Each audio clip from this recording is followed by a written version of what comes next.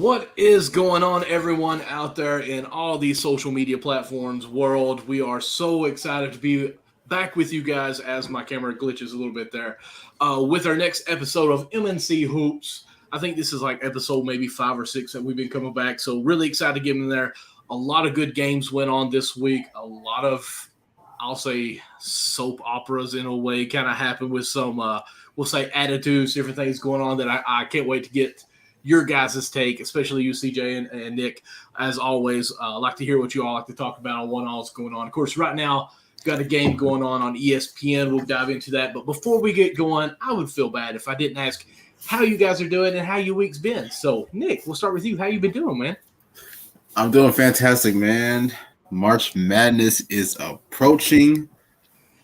Man, this is a good time for hoops at this point. You know, college is about to wrap up. They're about to start the tournament. The playoffs are a month away. We're getting into the best time for hoops right now, man. So all hoop heads should be just super excited about what's coming soon. Feeling great. Had a really good week. Feeling good, man. A lot of great basketball this week. Ready to talk with you guys. Sounds good. As for myself, it's been a hectic week. I will say that. Not been able to watch as much basketball as I wanted to, but did get to watch a few games. Been working with my children a little bit as far as their dribbling. I'm about to change my camera too. Just my laptop, if this keeps up, I apologize for that.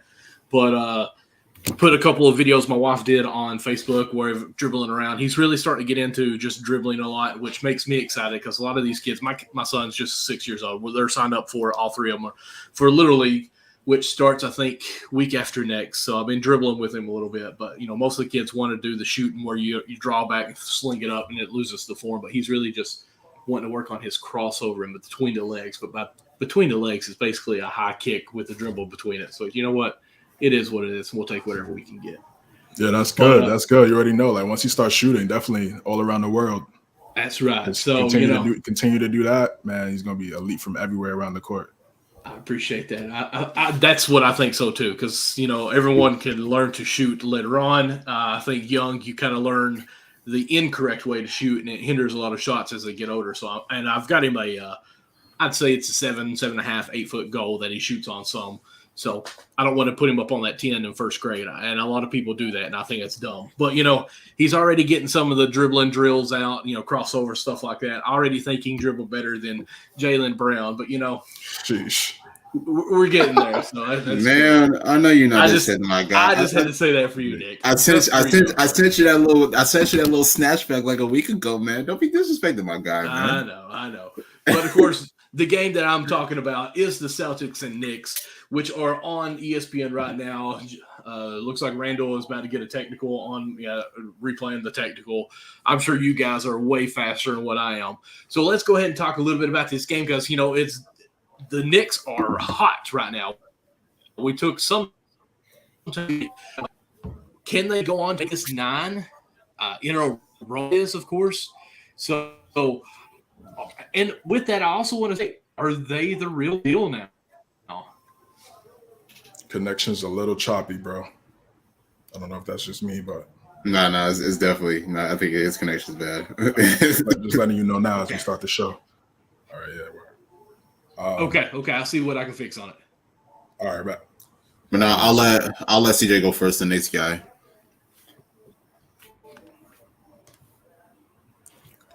Yeah, so the Knicks have done a phenomenal job this year. Definitely, it starts at the top.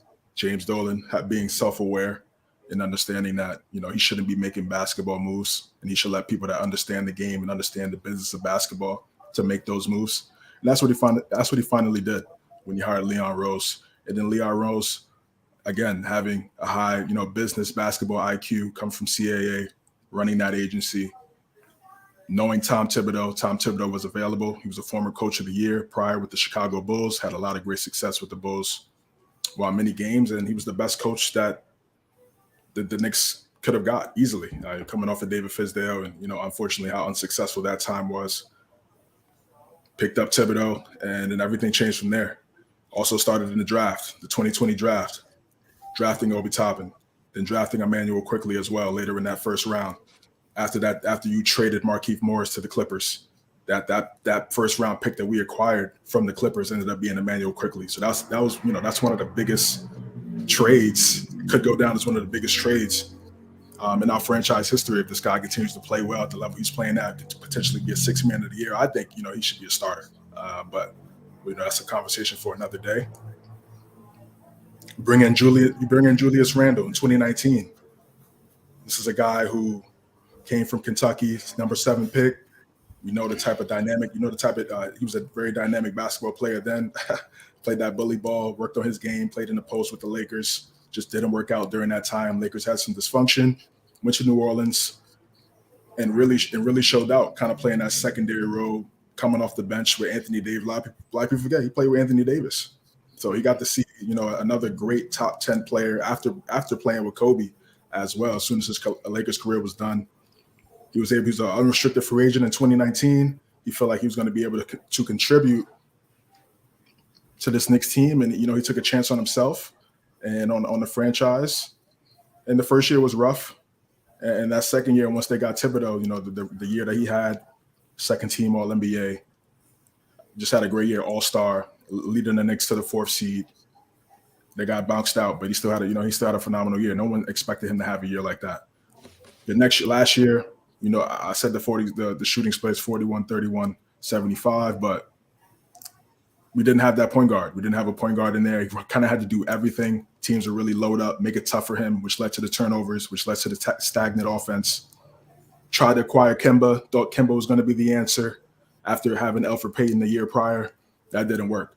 And then this last offseason that just passed, Jalen Brunson just falls right into the Knicks' hands. You have a point guard, 26-year-old point guard, starting point guard on the free agent market. When you really rarely ever see that. You see most of these guys get locked up for extensions right away. They already have a couple years left on their deals prior, and they get the extra 4 years on top of that. So it's really like a 6-year deal. But the Mavericks didn't feel like he was a part of their future. And he became an unrestricted free agent, and they acquired him. And we see the year that he's having. He should have been an all-star this year, no doubt about it. To me, he's a top 5 point guard in the NBA. Nick and I spoke about this on Friday. But you just look at the numbers: 49% from the field, 41% from 3, 84% from the free throw line, 24 and 6 as a starter, career highs in 3 out of those 4 stats I just named. He's a leader on the team, the intangibles. Everywhere he's been, he's won a national championship twice, player of the year. Goes as soon as he gets an opportunity to be a second guy with the Mavericks. They go to the Western Conference Finals, have one of the best years they've had in a very long time since Dirk was there. So we know his impact, and then now he comes to the Knicks playing with Julius Randle. They both having phenomenal years. It's been fun to watch. It really has been fun to watch. Obviously, this 9-game win streak's on the line, going up against a phenomenal Boston Celtics team, number 2 seed in the Eastern Conference, going neck and neck with Milwaukee, obviously. So it's going to be a tough task. Right now, we're currently 2-1 against the Celtics in the series division matchup. So, if we were to lose still 500, I think that's a step up from last year where we were 0-4 against the Celtics. So 1-3, against the Celtics. So just continuing to grow, continue to play well. Mitchell Robinson, a lot of people had questions about Mitchell Robinson and that extension. Can he stay healthy? Some Knicks fans wanted us to draft Jalen Duren out the draft. They felt like Mitchell was done for Mitchell Robinson. He can't get any better. He can't improve. He's one of the best offensive rebounders in the NBA. Hands down. But Steven Adams being out, he's number 1. He's the best offensive rebounder in the NBA. He's done a great job of staying down, not getting in foul trouble often, which keeps him in the game. And when he's in the game, he's a presence for us because he's able to shrink the floor defensively and stop guys from getting to the paint, being what they're able to do. And with Thibodeau's ice defense, it's called an ice defense. That's what this is called. You shrink the defense and then have those guys take it out to the shooters and make sure you rotate and collapse and close out to force a contested 3. That's the defense that Thibodeau plays. That's the ice defense. It's worked for years. That's why he's been so successful. And those guys have bought in. And Mitchell Robinson is a big factor in that. You look at it in Chicago Bulls. Joakim Noah won Defensive Player of the Year with Tom Thibodeau coaching him. So you need that presence in the middle. That's what he's been able to bring. RJ Barrett is going to be the X factor. He just is. He's going to be that X factor for us. He's going to have to play well, averaging around 19.5 points per game. I just need the efficiency to increase, and I need the off-the-ball shooting to be efficient as well. That catch and shoot, because they're going to start to load up on Julius and Jalen, and especially in the playoffs. So he's going to have to be able to dribble drive or space the floor and knock down those shots. If he's able to do that, and also, you know, get to that left hand and be aggressive and attack, the sky's the limit. The sky's the limit for this team. It really is, because, you know, I like our young guys as well. Everybody that's played for us this year, whether it's Sims, McBride, even Fournier for a game, Rose made an impact early. Those guys, everybody's made an impact. So it just speaks to, you know, the type of chemistry that this team has had, and also bringing in Josh Hart too, and in the trade deadline. It's, of course, we talk about the big trades, KD and Kyrie, but this trade for, you know, what we needed as a team going forward in the second half of the season and beyond, a guy that could do the little things, that could get the rebounds, that's willing to, you know, do the dirty work, get the offensive rebounds, guard multiple positions, attack the basket in transition, put pressure on the defense, make sure if those bigs are not getting back, he's putting pressure on the defense, getting and ones because of that. And then the floor spacing too. If he's able to space the floor, then he has to be in the closing lineup. He has to be. So I've just been excited for what I've seen so far, man. We fight, we don't give up, we don't lay down for anybody. Against all those top teams in the Eastern Conference, we could come down and I can show you guys the games. We've in all of these games against all of these top teams. So for me, what it tells me is I think we're one piece away, or RJ improving, taking that next step. And I think we're going to be right there with these teams already, you know, battling right there for that fourth, fifth spot in the Eastern Conference. Sky's the limit for this team. The chemistry is building right now. We're seeing the beginning stages of this team. Remember when we saw the beginning stages of the Celtics, when Jalen and Jason started to just figure it out. This is like 5 years ago. This is year one for the Knicks. So I'm excited. I'm excited for the upside, for these players to continue to develop, and for what we've seen so far. And I'm just grateful. I'm just grateful as a Knicks fan. One thing I want to ask you, with that kind of being said, I want to ask you, as far as what do you think the limit is this year? I know you said sky's the limit. Do you think that they are close to topping out this year and they continue to grow as in years to come, as in like you're referring to as the Celtics, or do you think they can already be championship material? Listen, I mean, I'm not gonna put a cap on these guys, because I don't know. You know, you just never know. I mean, remember the Hawks went to the Eastern Conference Finals. They had that hot playoff run. Right. They got to the Eastern Conference Finals. So anything is possible. Anything is possible. But I think this year, again, I think this is the early stages. I think obviously get to the playoffs. To me, getting past the first round would be a success. Just because you could, and to me, that's a big success, because that's the first year with Brunson and you're getting past the first round. So now the expectations are going to continue to rise, and all of our players are made of the right stuff, man. They all have great work ethic, great character. They play together. So I'm just so excited. And I think, you know, if we get past the first round, I think the Cleveland matchup, I think we can win that. We can win that series. I really like our chances, because the Cavs, Donovan Mitchell's electric, Darius Garland is electric, but they're not great defenders. And Jalen Brunson's going to make them work. And that's why I said RJ Barrett, Grimes, and Quickly in that series, and honestly, just going forward for us, is going to be the X factor. We need those three guys to be extremely consistent and complement with Jalen Brunson and Julius Randle. If those guys could step up when Quentin Grimes is in the starting lineup, knocking down catch and shoot shots, spacing the floor, hitting his threes. RJ, same thing. Quickly, same thing. And those guys step up defensively as well, because they're going to have to defend, because we know what Thibodeau's identity is. I see us having success, and I've seen all three of those guys get better every single year. So I'm not going to put a cap on this team, but I would see it as a success if they got to the second round and also made it competitive. That's really important too. Like, making it there is okay, but being competitive, being relevant while you're there, that's important as well. Let them know that it's not a fluke or anything like that. I've just heard so many Knicks fans throughout the whole season, you know, just kind of talk bad about, you know, Tom Thibodeau, or so much of how he needs to be fired, so much and all that stuff, and how he's not the guy. The coach of the year a couple years ago was a fluke, and now he seems to have them on a well-oiled ship going the right way. So I mean, Yeah, I would like to speak to that. Yeah. Go ahead. Yeah, by all means, go ahead. Because, I'm not saying wishy-washy on that, but, sometimes when you get down in sports, like you are mentally down on that too. And that's just kind of how you feel. And then all of a sudden you are back to, hey, this guy is the man. So how do you feel on that? I go off what I see. I never let narratives, I never let emotion, I never let any of that take away from what I see when I watch the game of basketball. And for me, it's if you're not doing something schematically, I'm going to say something. I'm not just going to hold that in for what? Why? Let's talk about it. Let's discuss. We're all fans. And same thing for a player. Julius struggled last year. That's just what it was. It's not. He'll tell you that. But you know what? He has mental toughness. A lot of players, they could have been like, oh, trade me. I can't take the pressure of the fans. They're on my back. Right. Oh, I can't do this and that. But what did he do? He went in the lab, got better. And look at the year he's having right now. So that he speaks to the identity of the city.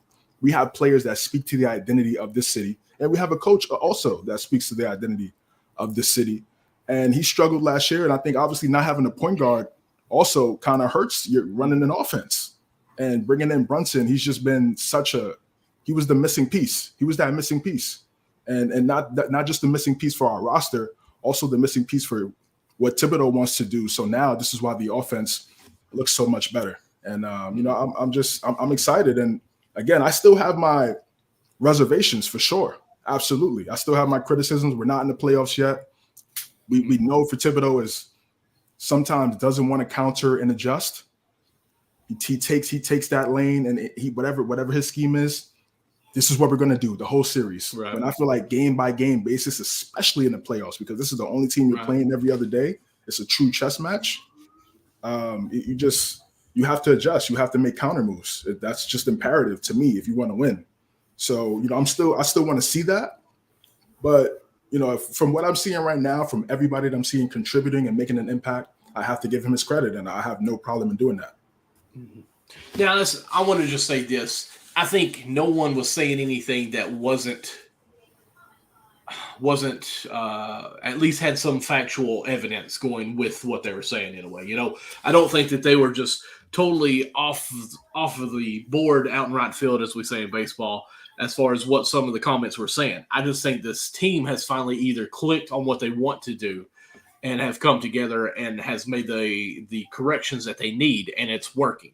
Because, even last year, the Celtics is the prime example. I think it was January 6th. It might have been the day that we talked about, or January 7th, somewhere around there, where they didn't lose, but like maybe 7 games, I think, for the rest of the year. So they had that turning point where I think it might have been Tatum got on Twitter and said, yeah, you're going to see a different team now. So they bought into the system of what they are changing and, made the corrections that they needed to. I think the Knicks are just that team for this year. So I'm excited to watch them. Of course, anytime that there's a Kentucky boy on the team, I'm happy to watch it. And, the Knicks got two. A couple Kentucky guys. Yeah, exactly. Absolutely. But, Nick, I want to hear from you. I want to hear some negative about this team, though. I mean, I'm glad that they're on a 8-game win streak. They're down by 12, at least on my Appalachia internet that we have here. Down by 7 now. We keep fighting, man. We keep fighting. Down 7. Okay. Yeah, I'm going to say it's 7 now. Okay, good. They're fighting back then. But what is the thing that's going to hurt them most? Or do you think that they can actually make that run? Because, they are 5th in the East as of right now before this game ends. Do you think they fall back? Do you think they wake up and we see the old Cinderella after midnight? Or are this team like legit and this is them? Like, I want to hear somebody not on cloud 9 with that Knicks hat on. And I'm not saying they're Cinderella. I'm just saying, what if that is the case? Nick, you watching the game? Talk to him. I mean, if you want me to say like anything like negative about them, the one thing I'll probably say is that they're not up there with Boston and Milwaukee, and that's totally fine, even Philly to a degree. But it's like it's like CJ said, it's year one for this dynamic duo or big three, whatever you want to call it, Jalen Brunson, Julius Randle, and RJ Barrett. But I think one of the things you guys touched on like last year, but I think one of the biggest differences is leadership now. Like CJ said, Julius Randle got in the lab, got better. Had a horrible season this past year, and decided I'm gonna take this summer serious. I'm gonna work on my craft. That's what happened. Then on top of that, you get a guy Jalen Brunson. We all know what he did last year in the playoffs with Dallas. He comes into this year, He comes to New York, the bright lights, comes in, has an all-star caliber year. In my opinion, he was an all-star snub. So I think what it is that it stems from leadership, but then it's rubbing off on the rest of the team. Like, like guys like, Mitchell Robinson, guys like Quentin Grimes, Emmanuel Quickly, like, the rest of these guys are starting to step in and have really great seasons just because, of what they see of the other guys who are setting the tone. So honestly, I like New York. I really like, I think they have a real dog mentality. And I think, honestly, man, I think they're all just really bought in, honestly. Like I said, it really just stems from leadership. Can they keep the momentum going? Honestly, I think they can. Like, I'll be real. Like, I see the Knicks being, I think the Knicks and Cleveland are like probably neck and neck right now. And I know a lot of people may not agree with that because of, they got Donovan Mitchell, Darius Garland, Evan Mobley. And it's like, I'm not taking anything away from them. I love those guys. Those are terrific players. But I think they're kind of in the same predicament. Like, this is year one for them as well with Donovan Mitchell and these guys. Last year they were a pretty young team and they made it to the play-in tournament now. But now it's like, now once you add a guy like Donovan Mitchell, the chance, or like now, like, the chances and the pressure is a little bit higher. So I think the Knicks are fine, honestly. They're bought in defensively. They share the ball, they share the wealth, and I think what CJ was alluding to. Can like do they need another piece? And I'm just kind of thinking because coming into this year, I was really high on RJ Barrett. Because I think a lot of people may forget. He had like a 46 point game against Miami last year, so he had those flashes of what he could potentially be. A great scorer, great playmaker. He's even showed flashes of his playmaking even in this game. I don't know if maybe he needs more plays called for him. I don't know if Tibbs needs to really initiate him within the offense more. But I still think RJ Barrett could be that guy. I still think that he has that opportunity. I just think that, maybe he needs to adjust his game. Maybe the offense needs to be structured a little bit differently. But honestly, I would say at least give it another maybe year or 2 years, at least with RJ. And then if something doesn't work out, then maybe find another guy. But I feel like they're fine. You got Julius Randle, you got Jalen Brunson. Those guys are doing terrific. I think one of the biggest things that New York should do move forward is try to get RJ, more of in a rhythm on both ends and, get him more implemented into the offense. I agree with that. My only thing is to me, that's almost going to be quickly now. I think RJ's going to be that. Oh, yes, it is. Is going to be that. So you're saying RJ should be a third option over Quickly? My bad. Quickly should be a third option over RJ? I'm thinking so, and I've not watched many Knicks games, so CJ, I want you to kind of answer this more factual. Know about that. But just watching this, Quickly, I think, has to have the ball in his hand with the offense going. Now, does that mean he's the option to be the scorer? Ooh. Watching this, he's setting a lot of the pick or getting a lot of the picks. I'm not even I can't wait to see it because I know it's not happening. But watching Quickly kind of run the offense. Of course, Brunson's not in right now on my end, so I'm assuming he's not in for you guys. Like, he's creating a lot. Oh, he just crossed him up pretty good. We also need to talk about this too. Like, the Josh Hart trade might be one of the best trades of the deadline. So I like that. Quickly on my TV. Just did this little hazy there and got the M1. I'm pretty sure he's going to the free throw line. Is that what y'all was talking about a second ago, or are y'all still that far ahead of me? That's what I was talking about, the IQ and one. Okay. Yeah. So, to me, Quickly is more younger, that guy that you can still mold to what you want. You can still develop. I'm not saying RJ is old and he's done with. I'm not saying, RJ, like, didn't they come in the same year, or I think, or maybe IQ came in a year after? Right. Just a year apart. Okay. Yeah. It seems like RJ's been in the NBA for like 7 years to me. But I just think Quickly is. He's in the same class as your boy. Who's my boy? Zion. Yeah, he's not really a boy. Just, I was hot man on that, and then he just has been hurt. I'm done with that. I've already broken up again. Yeah, I just got 2 words, man. Julius Randle. Oh shoot, they're up. And the third, I didn't even see that. Oh my god, that step back. Ooh. Okay, he just made it on my end. I'll be honest with you, that Grimes jump ball play on defense, that was more impressive to me. That he locked up, Jalen crossover Brown and just we fight. Took it from him. Tibbs has the perfect defense for today's NBA because all these teams swear they're the Warriors, but they're not. and they want to jack up threes all day. As long as we rebound, we have a shot every single night, because all these teams, they swear they're Golden State. They want to jack up 40 threes a night, and they don't have the type of marksman.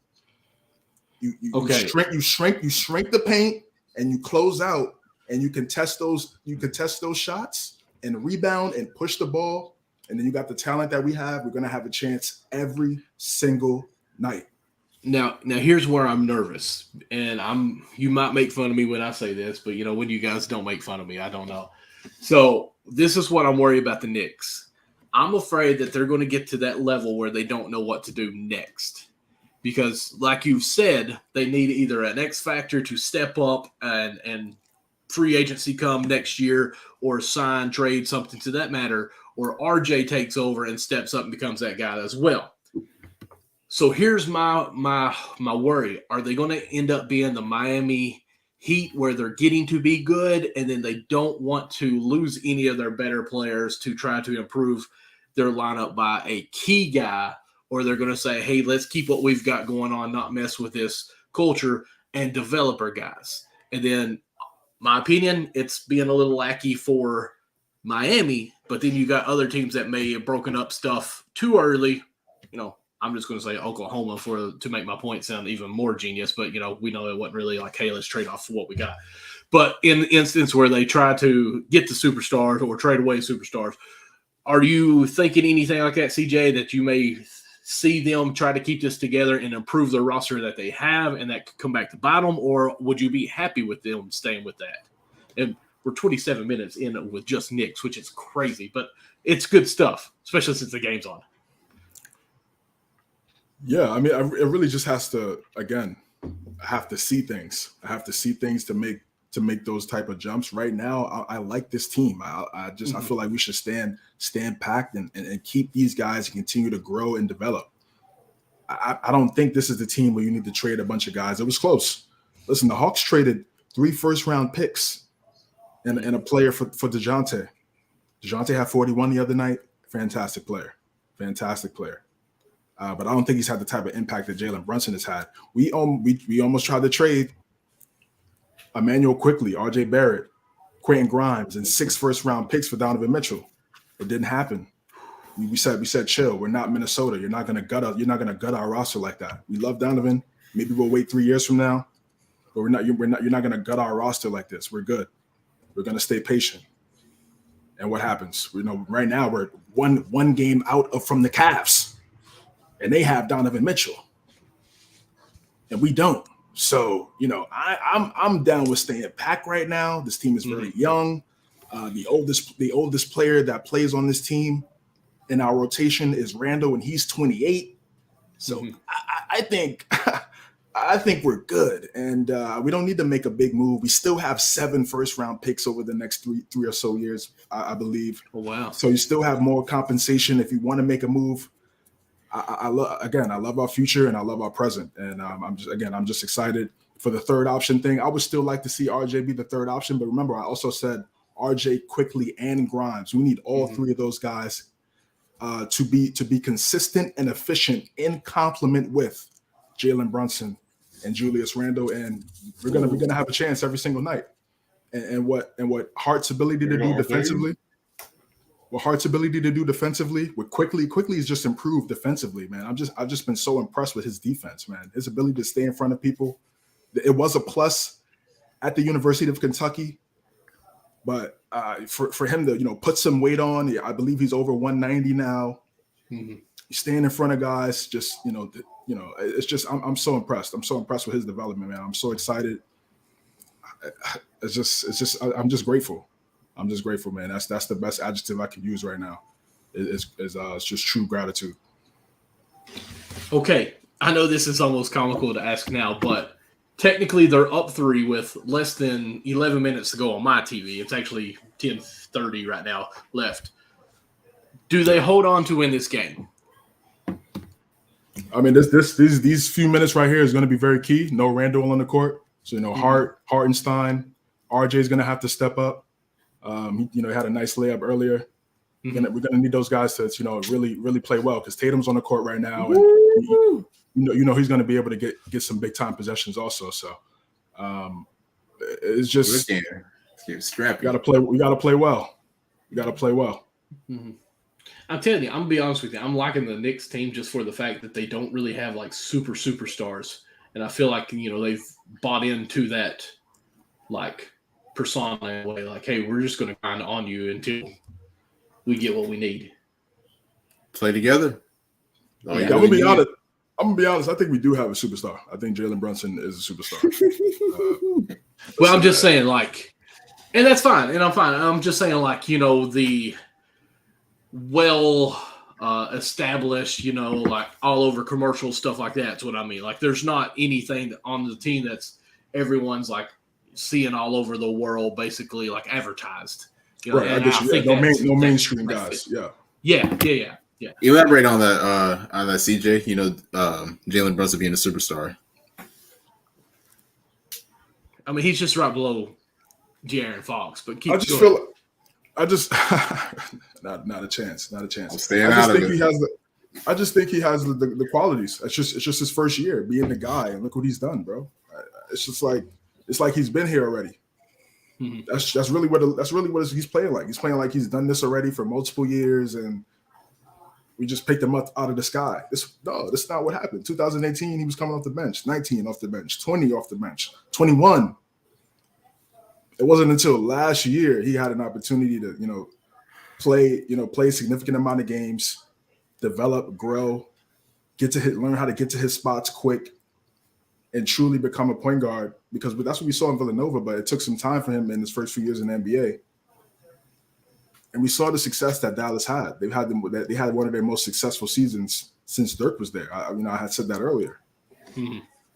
So his impact speaks true to winning. That's why I feel like I caught in that. And for me, when I look at superstars, they impact winning. And the moment he gets to this team, we go from 11th to 4th in the Eastern Conference.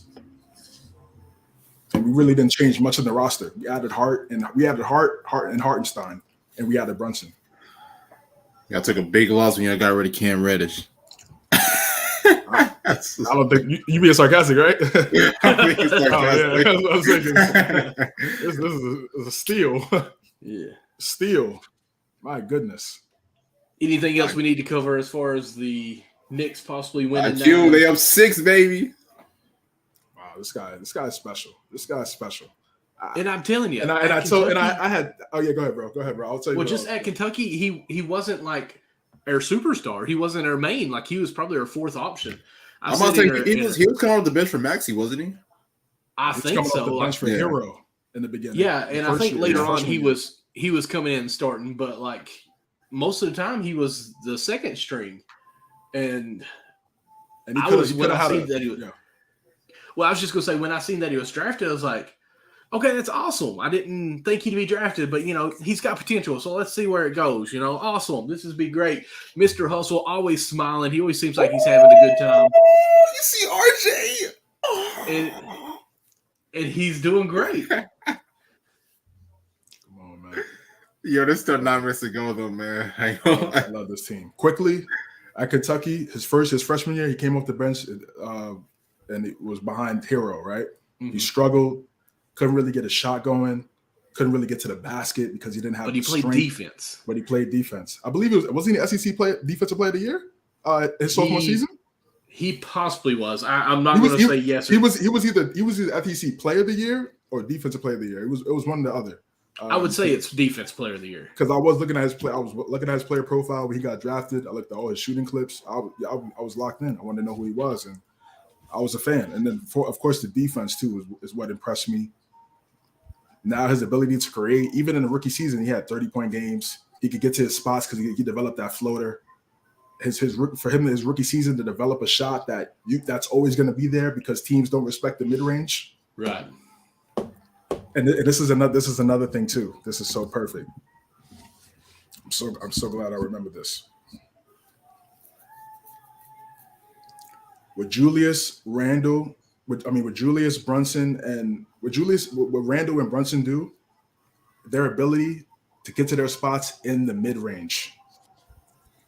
in the mid-range. Why? What are these little analytic guys to tell these teams? Oh, don't worry about the midi. The mid-range is dead. The mid-range shot is dead. Threes and layups. Threes and layups. Disgusting narrative. Disgusting, bro. These guys, but because of that, when you set that screen, that center drops so low, it gives that 17 to 18 foot area is there all the time for these guys. That's why Chris Paul gets to his bag. KD gets to his spot in those areas. Kawhi, Booker, Kyrie, Luka, all of the top guys get to their spots in the mid-range. If they need a bucket, that's where they go to. Jalen Brunson gets to it in the mid-range. Julius Randle as well. I'm really hoping, I'm waiting and praying for RJ to get that bag in the mid-range too. Then, I mean, the sky's the limit and we're already playing at a high level, and quickly also has the mid-range because that floater is so money. It's so money, man. And that's another thing that makes our offense, even though we're, bottom 5 in assists per game, but with that element right there, with their efficiency in the mid-range, it makes up for a lot of things, because now if they're knocking down those shots at an efficient clip, the defense has to collapse, which creates better spacing and easier opportunities for those shooters. That's why I said Grimes, RJ. That's why if they're knocking down their shot efficiently on a catch and shoot level, gratitude.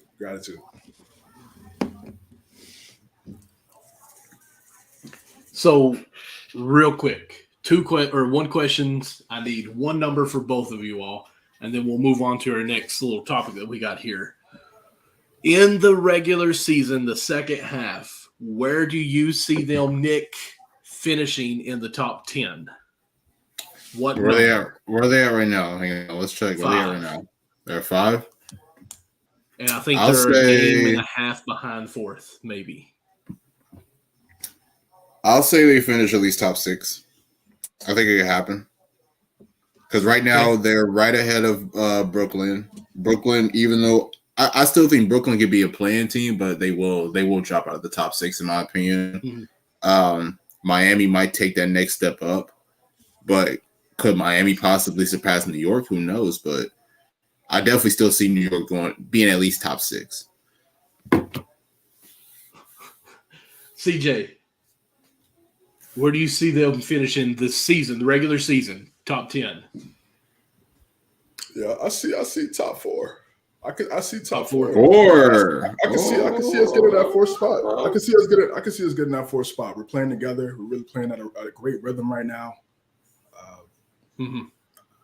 I don't see why that's not. It's very possible. It's very possible. We're a game back, so it's a goal that can be accomplished if they continue to play at the level they're playing right now. I really think it's possible. I think you're a game and a half back, but after this, it'll let you know game or 2 back.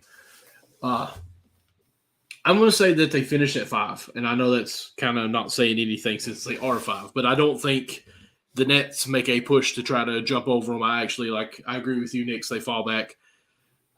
Knicks, that's funny. Nick, I think they fall back. Heat maybe can get there, but I feel like the Heat are not going to make any kind of run whatsoever.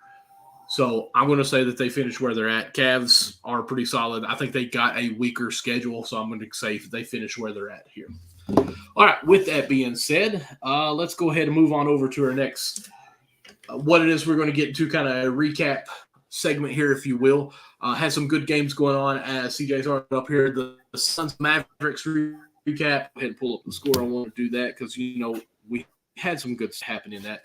The storylines, of course, you've got KD facing Kyrie for the first time as not teammates. Here we are in Dallas, and the Suns. Of course, the Suns do win 130-126. It was a close game all the way up to pretty much the finish. Suns outscored them in the 4th quarter and ended up winning by 4. So it's neck and neck. We had a bit of a scuffle. Not for sure what all led up to it, but I definitely seen it all over any kind of Instagram, Facebook. It looked like Luka was ready to move in on my Bubble Booker, and I was upset. I thought he was about to get a kiss, and it kind of broke my heart a little bit. I'm playing on that, Nick. So you got to pause on that one. I know that was a little too much. I disagree. I digress what I said. But how did you feel about this game? Were you able to watch most of it.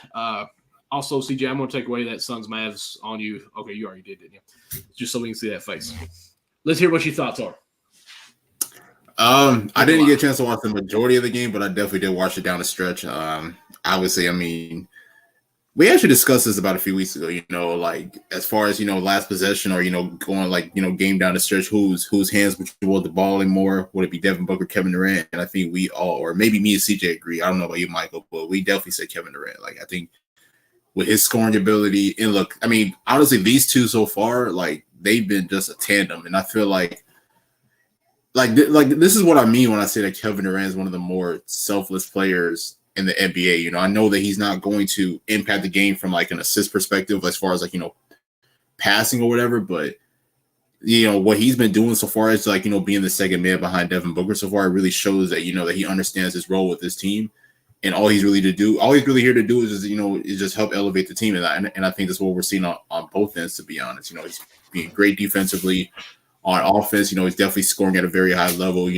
His passing has been pretty decent. So I love it. And as far as this game here, with the tandem of those two against, Kyrie and Luka, phenomenal basketball. I'm saying, like, these are four dynamic scores. So, we definitely, everybody should definitely have known that this was going to be a really high level game. And it really went down to the wire on us. Luka and Kyrie, they had a good game on their end. I know that you were talking about the whole Booker and Luka little situation. You know what I'm saying? I mean, like, look, I mean, that's just friendly competition right there, man. But I'm going to say this, man. Like, I need this in 7 games. I need this. You know what I'm saying? Like, I need this rematch, man. Second round, conference finals, whatever it is. I need this, man. Both teams, in my opinion, have gotten better since the previous season. So that's what's just going to make it even more competitive to me. So, and then of course, the nearest, Kyrie and KD going up against each other in the playoffs, and we all know what happened in Brooklyn. They weren't able to make a lot of noise. They only won one playoff series, but I mean, this is what the NBA playoffs would be all about if these two teams were to meet up. So this is a good game. I'm happy to have watched, towards the end of it, and hope to see more of it. Now, I want to ask you this, CJ, because, Nick, he did say that the scuffle, if you will, between Luka and Booker was just kind of competition, two competitive people going at it.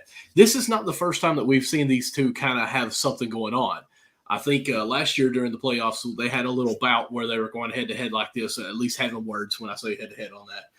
Is this – and, of course, I want to hear your take as far as the game, how it went, of course, on all that. But is this kind of being a rivalry game? And, of course, we know it's Phoenix and Phoenix and Mavericks, and they're close already. So is this starting to be like a, one of these, I'm going to say Duke, North Carolina type rivalries where we're expecting this every time?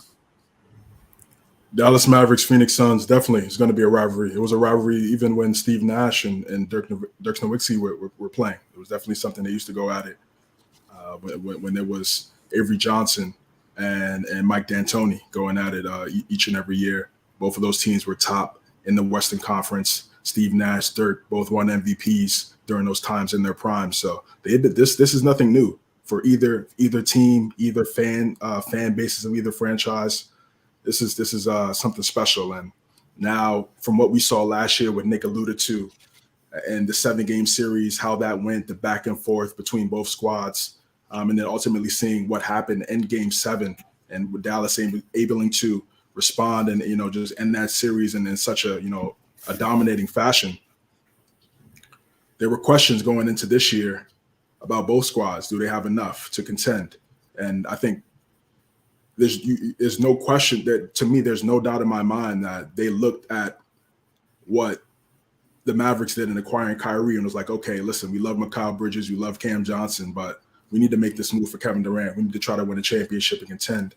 We can't let the Mavericks get one up on us again by them adding Kyrie, and we don't add anybody else. They go and add KD, and again, it just adds to this phenomenal rivalry. And I think for as long as KD and Kyrie are there, we're going to continue to see great basketball, and it's going to even continue to be great after those guys leave because Luka and Booker are still really young. So they're going to be able to carry franchises later into their careers also. This game was everything we wanted. It was a classic. It lived up to the hype. This is the KD versus Kyrie, the first time they've met up after being on the Brooklyn Nets. We wanted to see the fireworks, and that's what we got. Kevin Durant, 37 on 12 of 17 shooting, 7 and 6.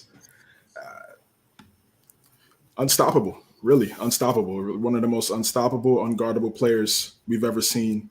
Just his ability to get to everywhere is his spot. Everywhere is his spot. His ability to rise up, regardless of who's in his face, off angle shots, off one leg, floaters, spin arounds. He just sees the rim, and your hand that you're contesting, he doesn't see it. He just doesn't see your hand. He's so tall. So he's a bucket. And I see people are saying, what makes KD, this is NBA Twitter, Comedy Central, I like to call it. They say, what makes KD so great? Like, what makes him so great? He just shoots jump shots. He's just a jump shooter. Like, absolutely disgusting, lazy takes, right? And my thing is, you're not really thinking about the game. You're really doing yourself a disservice as a fan, because his ability to make those shots at an efficient clip, the defense has to sink, and it's creating open shots for everybody else around him. I mean, it's just common basketball sense, and I feel like they get their emotions or however they feel about KD, and it takes away from the impact and how well he's really playing, and it's also taking away like how you feel and how you really see in the game of basketball. So I appreciate his game tenfold, and them going to the Suns makes them a powerhouse. It makes them a powerhouse. I think they could come out the West. They could definitely come out the West. Them and Denver. That would be a phenomenal 7-game series. Even them in Golden State, Suns and the Warriors. Woo! That's a phenomenal series. If somehow the Lakers and LeBron, he's in a walking boot. He can't even walk on that foot. He's rolling around in the scooter. So I have no clue what his timetable is for return. But if they're able to get together, we'll see. I got Lakers on the we'll see side now. It's too many injuries for me to put full trust in them like I did a few weeks ago. But Phoenix versus Denver, Phoenix versus Golden State, those are going to be phenomenal. Those are going to be phenomenal series if we see those matchups. I think both of those series go 7 easily, and we could also see Dallas versus Phoenix also en route to those teams, depending on how the seeding looks down the road. The game just went back and forth, and Kyrie stepped up. Kyrie hit some big shots. Luka hit some big shots. It was a great game. It really was. It really was. And Chris Paul really didn't have it going offensively. DeAndre Ayton didn't have it going from a scoring standpoint, but it was big time when it came to rebounds. Ish Wainwright hit some big shots in the corner because Luka had to sag off because Booker was in there. And really what happened during that scuffle was Luka had an opportunity to tie it up. He missed the layup. And Booker had said something after the timeout was called that Luka didn't like. And then they kind of get into their got to get to each other's faces and get at it. And they're both smiling. It's just they're not really going to do anything. They're not really going to do anything. Luka says after the game, he said it's just basketball, it's competition. He said he just wish Booker would have started talking during the game as opposed to waiting until the end of the game to kind of talk trash with 3 seconds left. So again, it just keeps that rivalry fresh between both guys, and I think it's fun. It's good for the NBA. I think it's great for the NBA because it tells stories. And when we look years down the road, we're going to talk about Luka versus Booker, and we're going to see who came out on top of those matchup series. So it's exciting. And now you add KD and Kyrie to the chapters in their stories in this rivalry. I think it's beautiful basketball, and I can't wait to see them match up later on and also down the road in the future for years to come. If there's a chance that Kyrie stays a Mav at the end of the year for next season, and KD, of course, stays a Sun, which I think that's definitely legit. I think that's definitely going to be a Christmas game, don't you? Yeah, definitely going to be a Christmas game. Yeah, yes, sir. That would be two high-powered offenses. Yeah, that one would be fun to watch too. Again, I think Christmas night. With some, because really, night. Give me afternoon. Give me 2:00 in the afternoon. Well, I think it's going to be one of the best games. To be honest with you, whatever jerseys the Suns decide to wear that are the best, and then the Mavs come up. Mavs usually do bring some good jerseys. So I think that's going to be too good jersey night of Christmas night. Speaking of jerseys, like the Suns need to keep those purple jerseys forever. You think so? Those See, throwback I'm okay ones, with them. yes, I love them. It kills me to refer to them as throwback because those were like my childhood jerseys, like those were what they were when I was growing up. So they're not throwback; they're originals. I mean, it's still throwbacks. I mean, they wore them in the 90s. I know, man.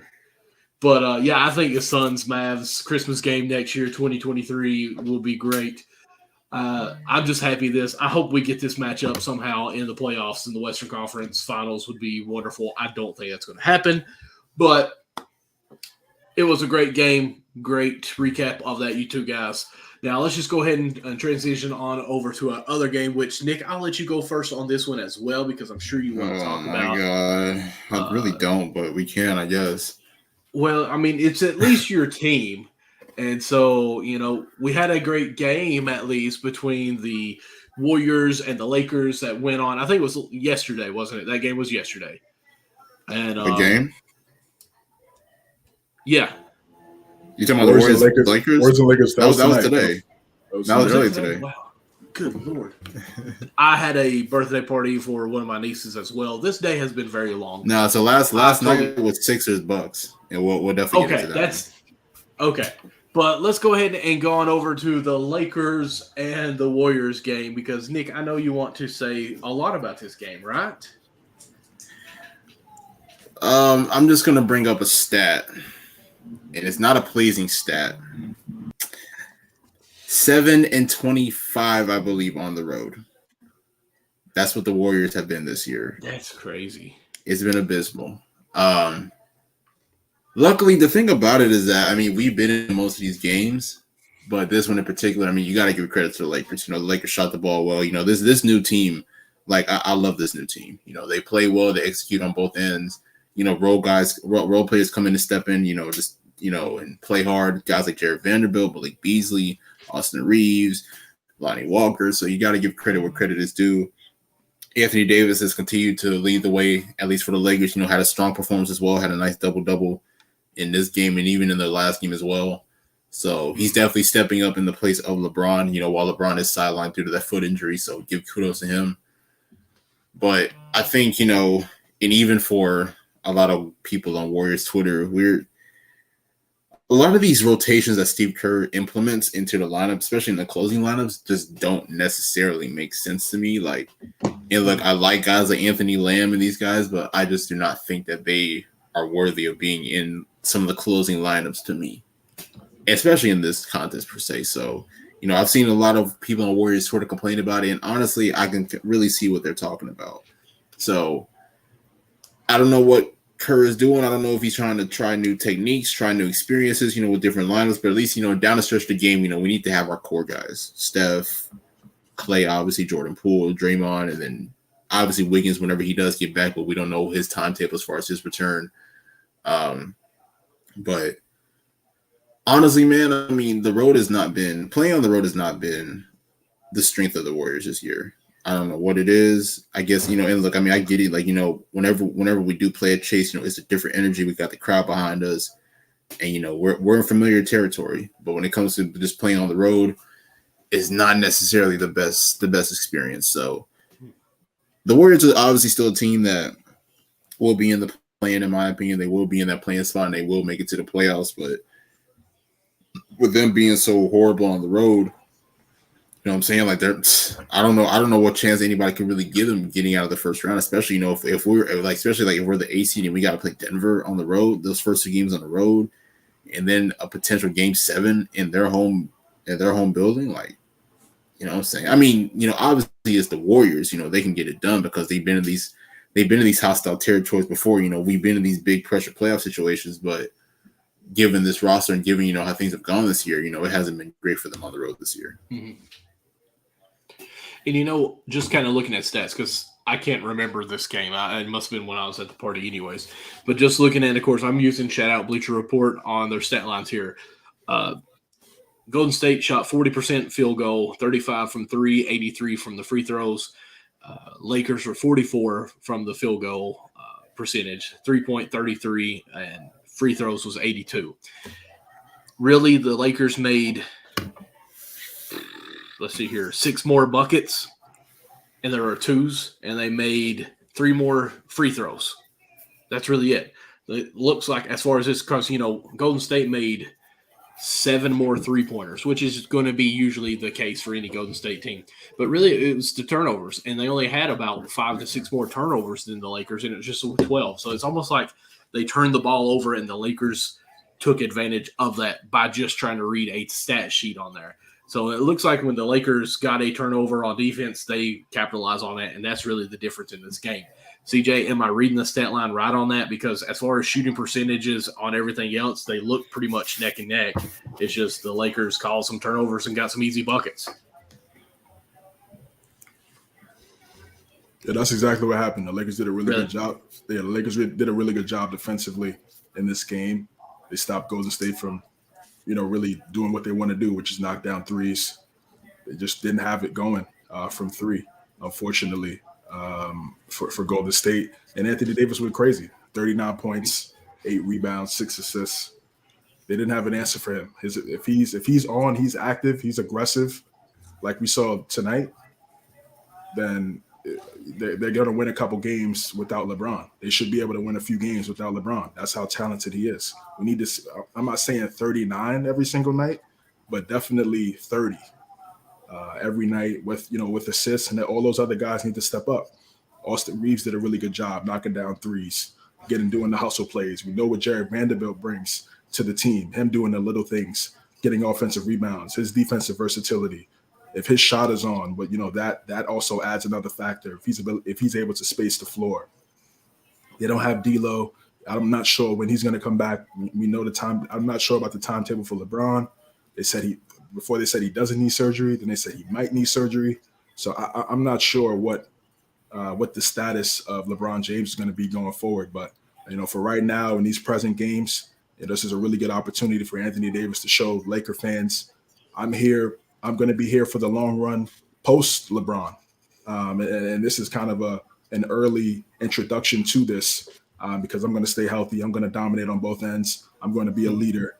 For everybody that's going to be on the court. I'm going to make things easier for everybody else on the court. And he's done that over the last few games, and hopefully he's continuing to keep it up because they're going to need it. They're going to need to play almost damn near perfect and lock up defensively if they want to be able to get to a potential playoff push. Sorry, I just saw Jaylen Brown actually tried to drive and shoot a completely contested shot. It looked awful. But, what about his dribbling? It got him nowhere. And then you got Quickly, who just said, whoops, gotcha. And now should have been an and one, but it wasn't. But my thing with the Lakers, and you guys know, I don't like LeBron as my superstar. I'm a hater. I don't care to admit it. I'm a hater. I'm jealous of him, I guess you could say. You're jealous of him? I mean, look at him. He's the greatest of this era. I included the word of this era. But the Lakers are still a good team. Like, I don't want to compare them to the Knicks, but if they buy into their system and really commit to it, like everyone pitching on this, they're still okay. Like, I don't think they're out of it yet. And looking at some of the Twitter, some people even said that the better team won this game. Now, what do you all feel on that? Now, is that for like their current rosters or just the better team that played today won? At least for today, they were the better team. They shared the ball. Oh yeah, they're up 7. They're up 7, baby. They're only up 4 on mine. But back to the Lakers, man. I mean, they were clearly the better team today. Throughout the majority of the contest. And I guess the one thing that you could say about Golden State is that it also hasn't helped with Steph. With Steph being in and out of the lineup, it hasn't really helped to a degree. So, there's different lineups per se. We got to rebuild the chemistry and what have you. So that also plays a role as well. With us having so many different lineups and everything. So, but give credit to the Lakers. They were the better team today. They had the overall better supporting cast per se. I mean, like I mentioned, great. Austin Reeves had a good game. Malik Beasley, Jared Vanderbilt, who is probably my favorite role player for this team. And then of course, like I mentioned, Anthony Davis is leading the way 39 points, like CJ mentioned. So they were clearly the better team.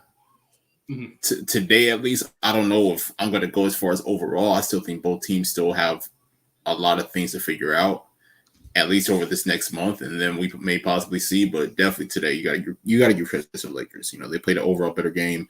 The Warriors had to play catch up for just about most of the game, and the Lakers were pretty much, you know, locked in throughout the entire 48 minutes.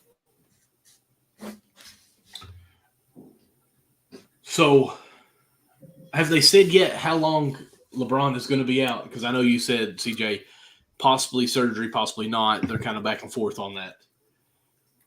I think they said 2 to 4 weeks. Yeah, they said around like 3 weeks or so. He should be back. But again, this is he injured his left foot earlier in the season. Now the foot that's injured right now is the right foot / ankle. So I got prayers up. Obviously, I want to see him out there, but he's human. He's human, man. This is the end stages and the end years of LeBron's career, and that mileage that he's been, that's on his body is catching up to him a little bit with some of these, knick-knack type injuries. He's been hurt for the majority of his Laker career. First year they played well, even with the young core. But the reason why people didn't think it didn't work with the young core is because he got hurt with that groin injury. I felt like if they had more time together with Ingram, with BI, with Hart, with Kuzma and those guys, I feel like if they had more time together and a better coach, then I think it's very possible that here we are on a live show, and Nick over here scrolling through Twitter, playing stuff on the big screen too. I'm looking on stats, man. And being professional. We're moving now. You've been demoted right now, Nick. Yeah, they could have been really good with that young core, but it didn't happen that way. Then two years ago he had the ankle, and then now we're seeing now with the ankle and the foot. So, prayers up for Bron, man. Hopefully he could get healthy, and they could try to make a playoff run with him and AD healthy enough at least. And I'm going to say this, and I don't know. I'm not being mean on this comment at all, but I just want to at least say this.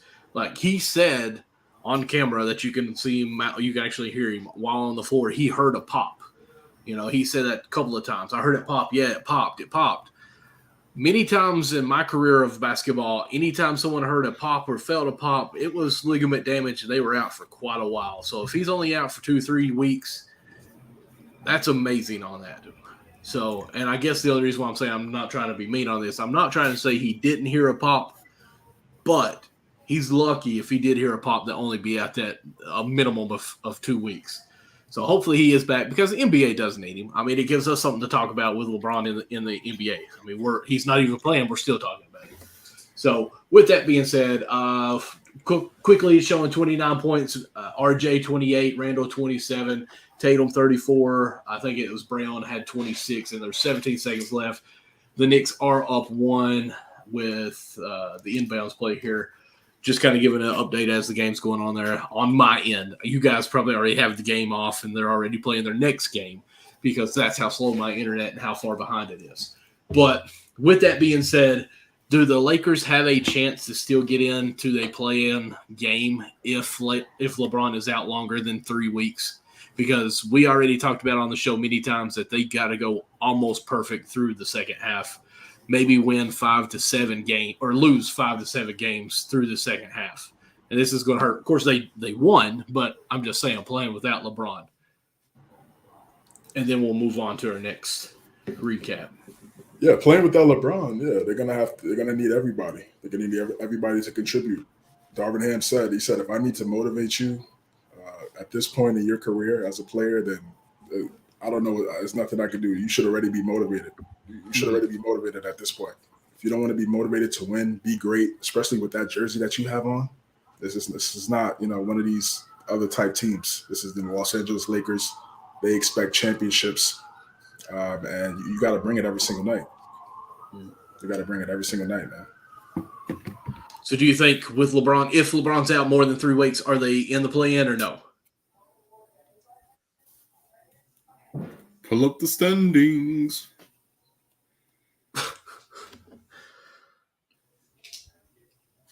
I don't know what that was, but I love Right it. now, they're tied with Utah. They're tied with Utah for the 10 seed right now. So, the possibility. I mean, come on, They're give tied me with something here. Utah. Do you think they're They're in half. or out? Let's. I think they'll make it. I'm gonna say yeah. I Okay. think they'll make it. If LeBron's out for more than 3 weeks, I think they're out if more than 3 weeks. But that's just me. Well, let's right. let's look at the schedule. Let's look at the schedule. Okay. So they beat Golden State today. They got Memphis on Tuesday, which is without Ja, so that could be a win. They play Toronto this Friday. That should be a win. They play New York. That's going to be a tough game. They play New York next Sunday. That's in LA. It's in LA. Then they play the Pelicans, then the Rockets, and then they play Dallas. So Pels and Rockets should be a good one. They're probably going to beat Houston. Then they play Dallas. That's going to be a tough one. So if LeBron could come back at like around the end of the month, and they have a viable record, and they got to hope and pray some of those other teams in front of them lose, then yeah, they're going to have a shot. If both of those guys are on the court in a play-in scenario, I like their chances over definitely any of those other teams. All right, let's get to another big story that has been that's taken the NBA circle by storm over this last week. I'm gonna pull this up here. Oh God. What happened? Oh no, I was just talking about this topic. I get a little heated on this topic, just to be honest with you. I'm not sure why. Okay, here we go. All right, Ja Morant steps away from the Memphis Grizzlies. So right now he's suspended for 2 games. During the week, there were 2 reports about him as an occurrence that occurred, a situation that occurred in a mall with him and some friends and a security guard, and then a second event where he had got into an altercation with the 17-year-old, and the 17-year-old alleged that he would flash the gun at Ja flashed the gun at him, and it was and felt threatened, and he filed a report for that. And then these reports come out. This is right around the time Ja also gets the Powerade new sponsorship deal. He gets the commercial and everything. And then these stories come out. And Friday, he goes on IG Live at the club, and he's flashing a gun on IG Live, throwing up signs. Michael, what's your thoughts on the whole situation? Okay, my thoughts on the whole situation. What bothers me about it is that the man is seriously, and I say man, is being basically accused of beating up on a minor, first of all, and then pulling the gun, which, of course, I'm kind of just restating what you already said. But with that being said, there was no suspension or like, hey, Ja, we're going from the NBA to say, hey, we're going to just like let you sit out a game or 2 while we can do our own investigation, like they do for pretty much anything else. It was not done. And then the fact that not until a few days later that we actually see a gun that's on his live stream that he does, that there's anything, a repercussion that happens. And it's only a 2 game. And the way I say only a 2 game, because if we rewind the NBA season this year and go back to probably November, I think it was, maybe December, there was a guy who used to play for the Brooklyn Nets who shared a link from Amazon onto his Twitter account for a movie and gets suspended for 5 games. Now, granted, the movie may have some kind of offensive towards a certain race or gender or something. I don't know what the movie even was. But he got suspended for 5 games for sharing a link. And really, he got suspended pretty quick. And the NBA sponsors dropped him like that. His Nick, his Nike sponsor, dropped him pretty quick, right? Yep, dropped him. Okay, so and now we've already heard. Now I might be wrong on this one, but the Powerade was already talking about where Love moving forward with him. It might have been just because his contract happened on that, but and the way it showed up on my social medias, I thought it was afterwards. So I'm not going to go into that because I just think I might be telling a false statement on that. But like, there's not really been much talk about what's going on with this, other than hey, it happened. Hey, he now was on a live stream showing a gun. It happened. And nobody is really caring too much as far as how bad that is. Like, one person is getting like banned basically from anything, social medias and all this stuff. Like, cancel him pretty much is what they're trying to do for what his opinion. Well, he didn't even say he watched it or anything. He just shared the link. And almost saying that he's the villain on the NBA now. And this guy is basically actually causing physical harm to someone and showing a gun. Now, obviously, I've got guns all in my house. I live in Appalachia. I mean, we're down in that area. We have guns. But we also care about safety and everything. This guy is being accused of beating someone and having a gun on them and says, hey, look, I have a gun. Like, that should be common sense. And, like, where's his circle of friends that should be saying, hey, guys, we've got to support him for one thing. Like, I'm not just coming at him all to be a jerk about it. Like, I care for everyone as much as I can, unless you're LeBron James. That's a joke. Calm down. But where if his inner circle that should have said, Ja, like, let's be smart about this. I see your gun there. You're alive. Let me move this away from you because I don't even want you to think about putting it on there. But I don't know. That's why it bothers me. It's like the NBA and social media and just the world was so adamant about making Kyrie the villain on what happened with his situation. But yet Ja hasn't really had much happen to him. Like, there's not been this tear down of his personality or who he is as a person for beating a 17-year-old. Like, now, of course, we still don't know if it's completely true. It's just being accused of it just yet. But still, am I the only one on that? Am I just being like, hey, I feel like if you're going to have that energy for this, you should have it for that as well?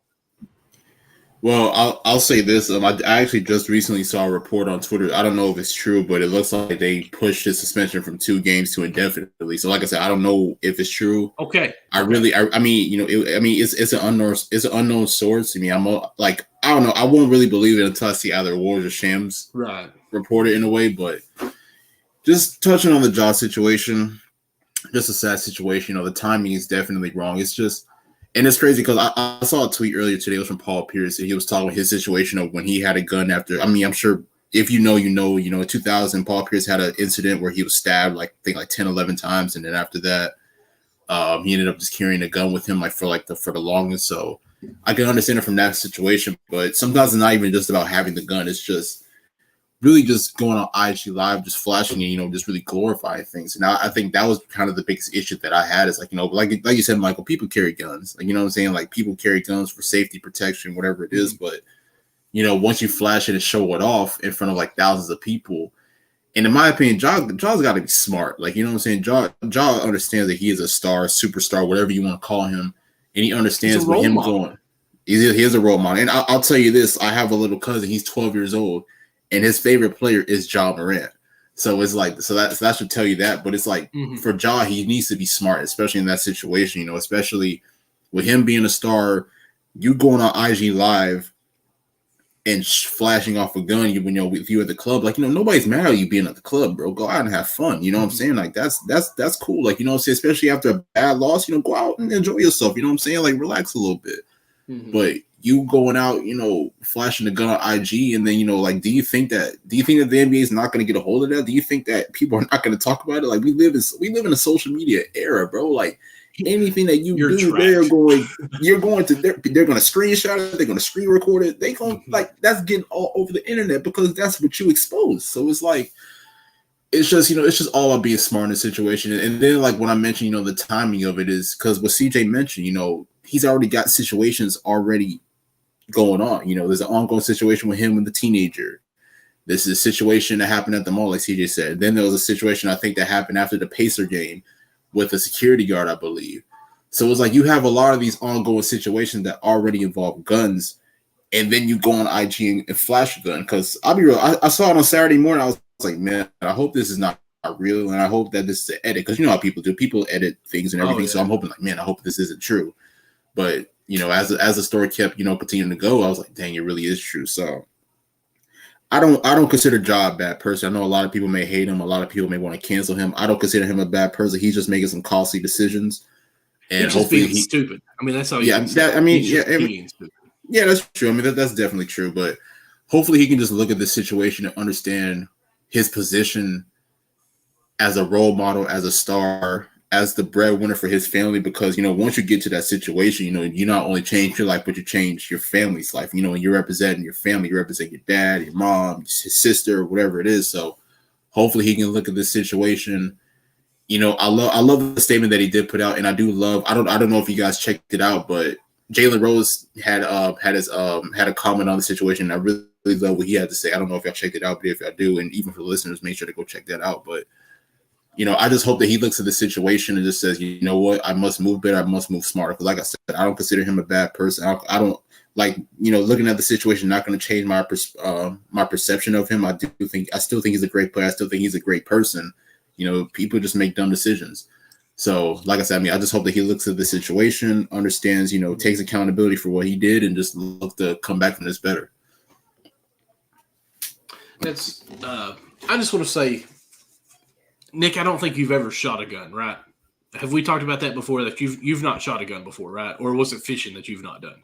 I've never fished. Yeah, I've definitely shot a gun. Okay, maybe I've never fished. I'll say this: I haven't fished since I was a little kid.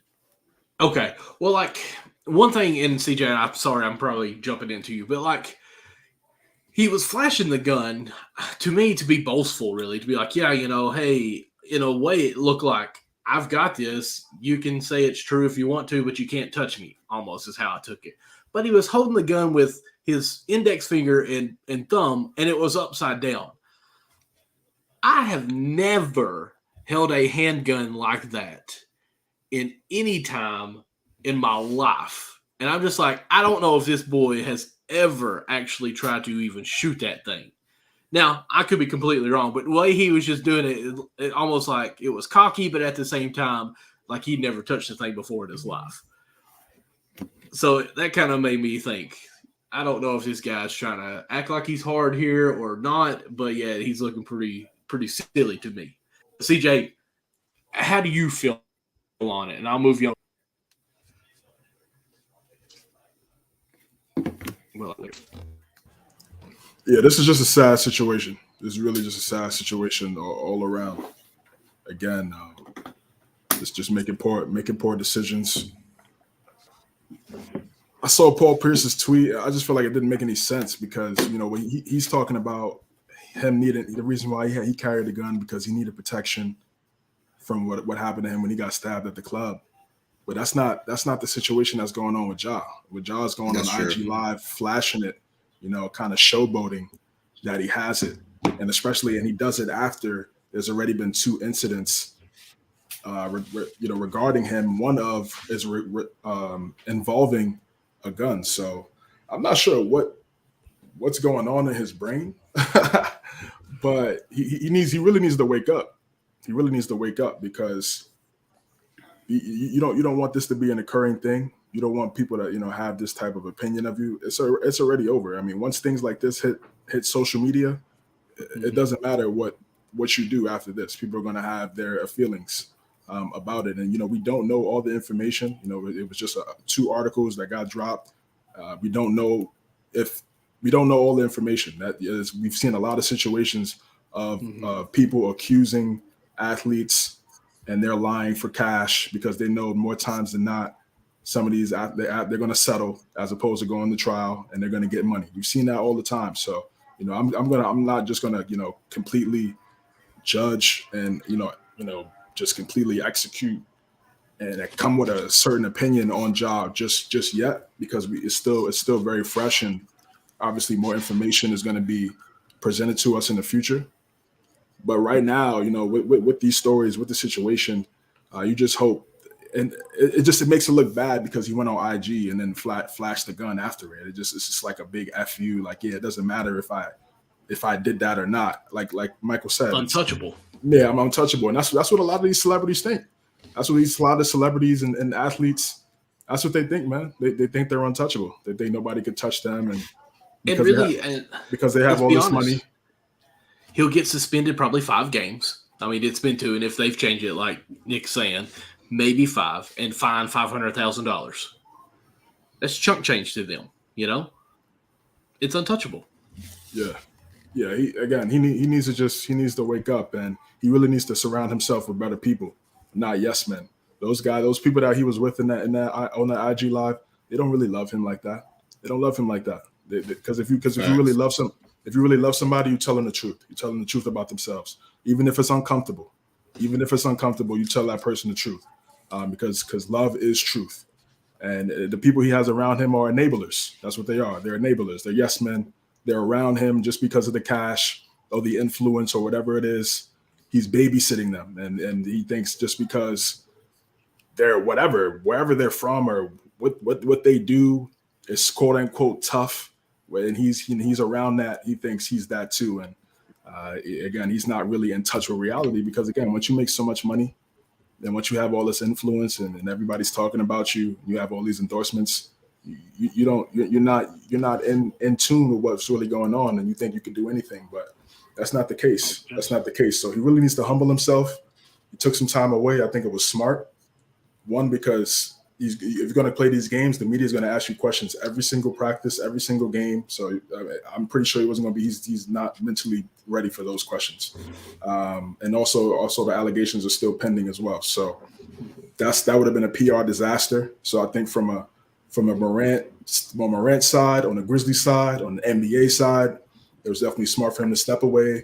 Let time heal in regards to that. Let people quote unquote forget about it, and then he could come back, make a statement publicly, and we'll see what he does with his career after that. But I just think right now he really needs to start surrounding himself with the right people. He starts surrounding himself with the right people, and really people that really love him, man, tell him, like, what are you doing? Are you crazy? You about to throw your career away? Or put that down. Like, why are you going on IG Live flashing this? There's no way you could be this. There's no way you could lack this much self-awareness. There's no way.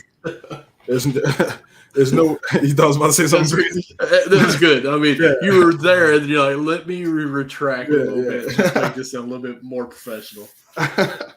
There's no way you could just lack so much self-awareness. How? This whole week everybody's talking negatively about you, and he's been getting ripped. He's been getting ripped for sure on social media. People have been going at him.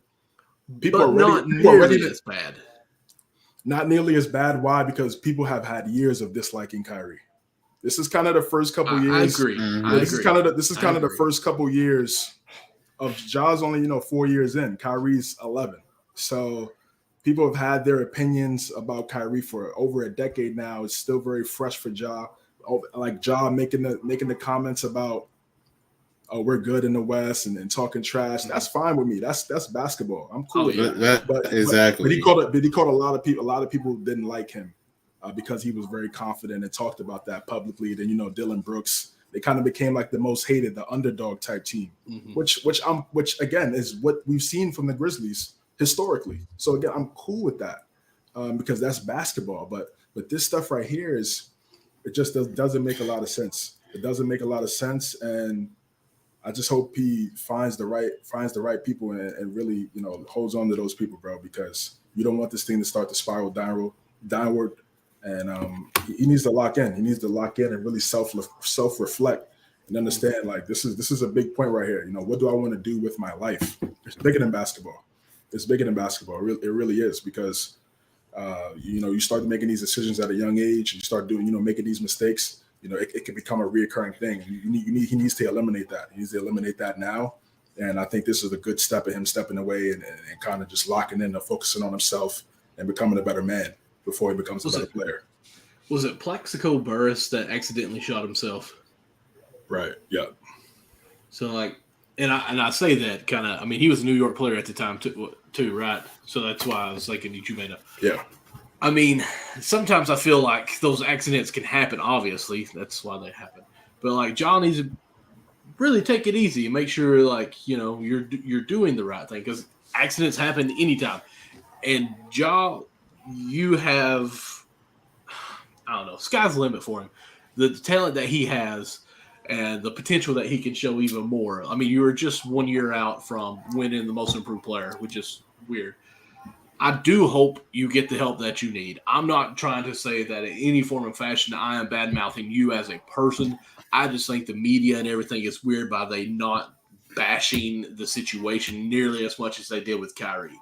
But I do say, CJ, what you did say makes a good point that Kyrie already had the hatred towards him from fans because he's been in the league so much. So that does make a little sense to me. So as far as you, Joff, if you're watching the show, man, come hang out with me, CJ, Nick. We'll definitely show you that love that CJ talked about earlier. If you do something stupid, we'll let you know about it, man. Like that's how we roll, okay? Like And when also, Nick is on a live stream and he accidentally, watches a video while we're trying to be professional, we'll let him know about it. Okay, so like we try to keep it real. We try to keep it 100. Were you gonna say something, CJ? Oh, he's watching the Knicks game. Well, I'll go real quick. There we go again, boys. Like I'll go again, just basically touching on the Josh situation. But I mean, it's like I get it. You know what I'm saying? I mean, I can definitely understand. Because I don't know how John Morant grew up, but I'm sure he probably grew up, in the hood and in unusual circumstances. So that may be all he knows. I mean, like, a lot of us come from that as well. Like I grew up in a single mom house. Oh God, CJ's going crazy. CJ's going crazy. But I mean, I grew up in a single mom household, bro. Like, you know what I'm saying? So it's like, but you just gotta understand, like, you just gotta have the mindset to just always want better and to strive for better and not put yourself in a situation that may cost you and your family a lot, though. So it's like, so I think that's the main thing that makes me upset, though, is that it wasn't like somebody was like secretly recording Ja flashing the gun. Ja went on IG Live himself on his Instagram, and decided to flash the gun. And I'm like, bro, like you know what I'm saying? Like, he's on social media, he's on Twitter all the time, so it's like he should know that people are going to take, especially when I think there was like probably 2,000-3,000 people watching. You think nobody's going to screen record that or screenshot that? Like, you know what I'm saying? Like, come on. Like, it kills me, man. But it's like I said, Ja, does it change my perception of him, my perspective of him? No. He just made a costly decision with this situation and then all the other situations. And it's like what CJ said, like, it might be time to change your circle up. You know what I'm saying? Like, it seems Might like be. there's like, well, it is time. It is time. But it's like, it seems like the people that are around him don't have his best interest, and they're pretty much going with whatever it is. Whatever it is. Like, okay, yeah, flash the gun, or let's go ahead and beat up a kid. Like, knowing that I'm an NBA superstar, and this and that. So it's like, it's just a lot of things that his name is revolved around that shouldn't. That just sounds so crazy. How you just said that? Oh, let me go beat up this kid because I'm an NBA. Just go beat up the kids. And again, I don't know the whole story because right, there are a lot of situations of people lying. There's a lot of parents out here that try to manipulate and coach their kids and the triggering some of these athletes and students. That's true. Because they know they have clout, they know they have money. Let's try to trigger them and get them out of character so we could get a bag.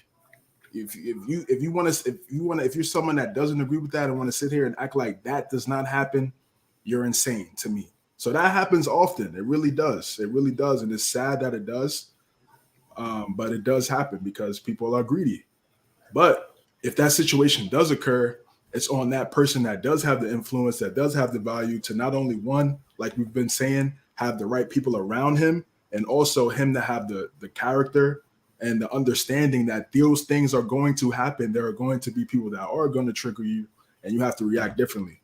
Again, I don't know what happened. I'm just saying that could be a situation, or it could be the situation where he thinks he's above the law. He thinks he just do whatever he wants to do. So for the Grizzlies and the Nets situation, they're two different owners. So they're going to react to how they treat their employees. And Joe Tsai really, the way he responded to the Kyrie situation, really. Oh my God, Emmanuel, quickly. The way Joe Tsai responded to the Kyrie situation was very reactionary. It was very emotional. It was very irrational. You know, he let the media, he let social media and all these people make moves for him. And when you're in the owner of a team and you're letting, microwave society, dictate what you should do, as opposed to looking at the situation for what it is, thinking logically and understanding what's at play here.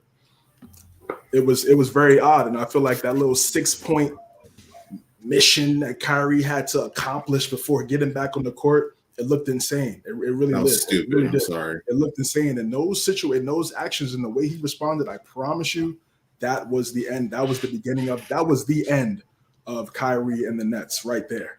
It might have been over already. But that situation alone, because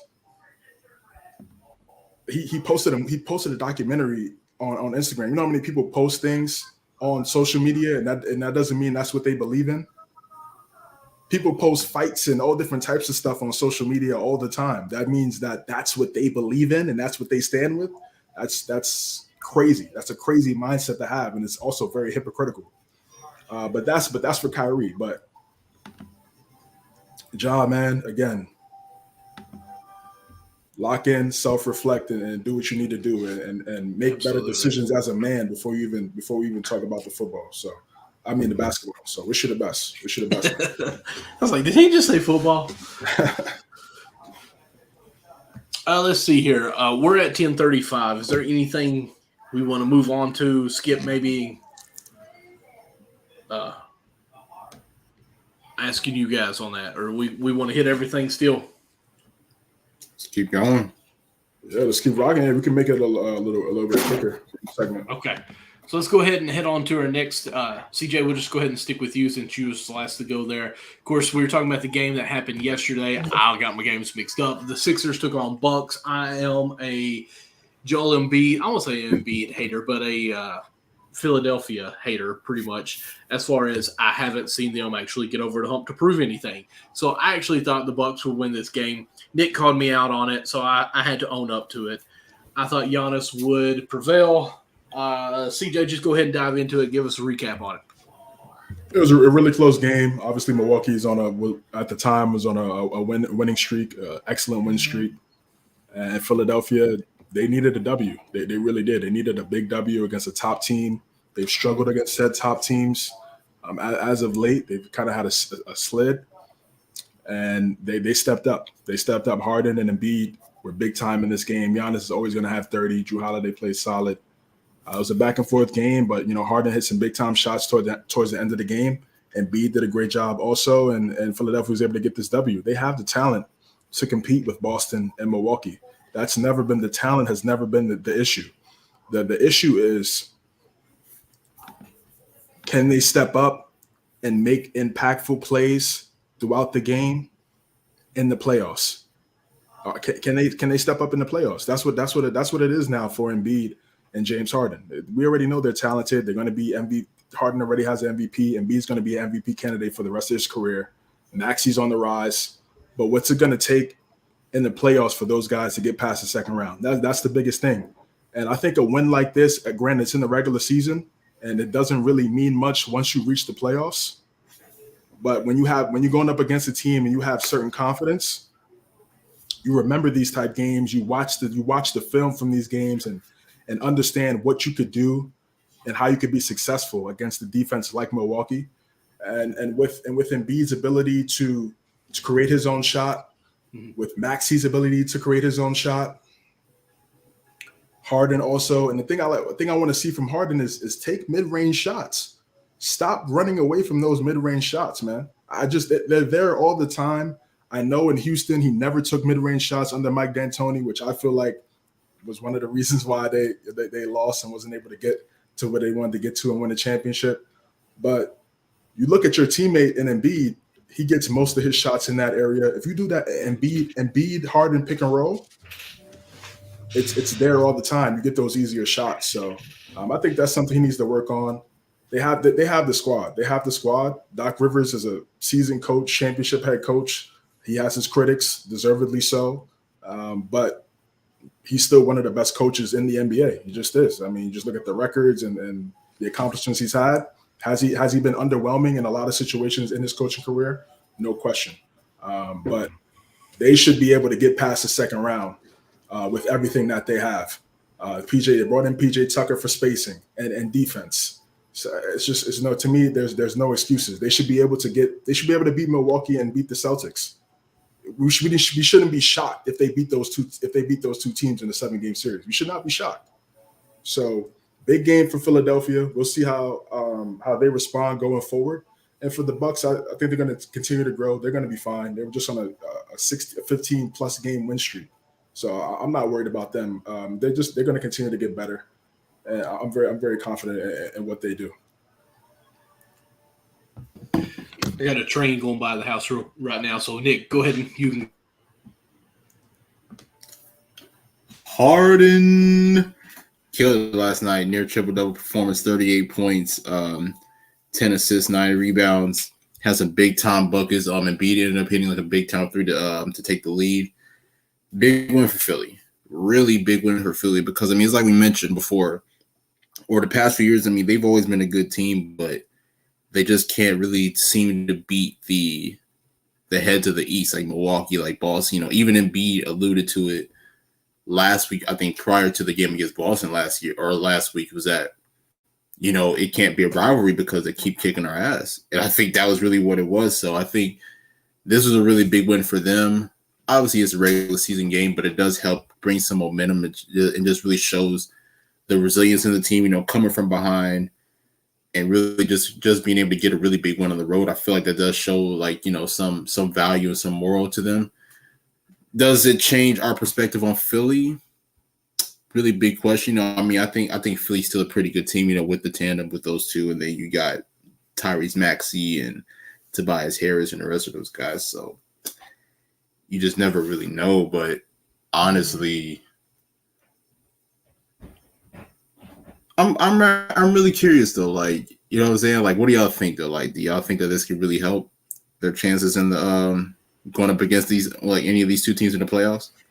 With a win like this? Yeah.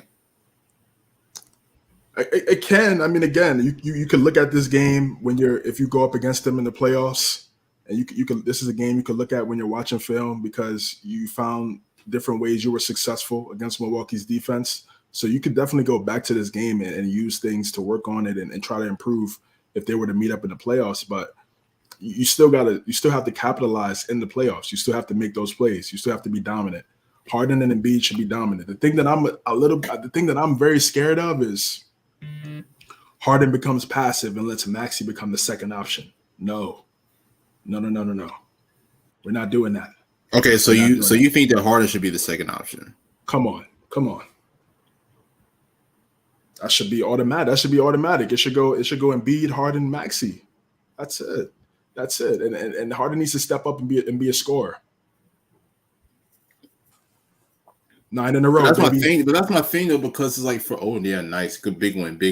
But that's my thing too though, is that coming into this team, I mean, I wouldn't even say coming into this team, practically alluding back to him, like his time in Brooklyn, like Harden has really transitioned as more of like a playmaker type. Like he hasn't really had like a really big scoring season since his time at Houston.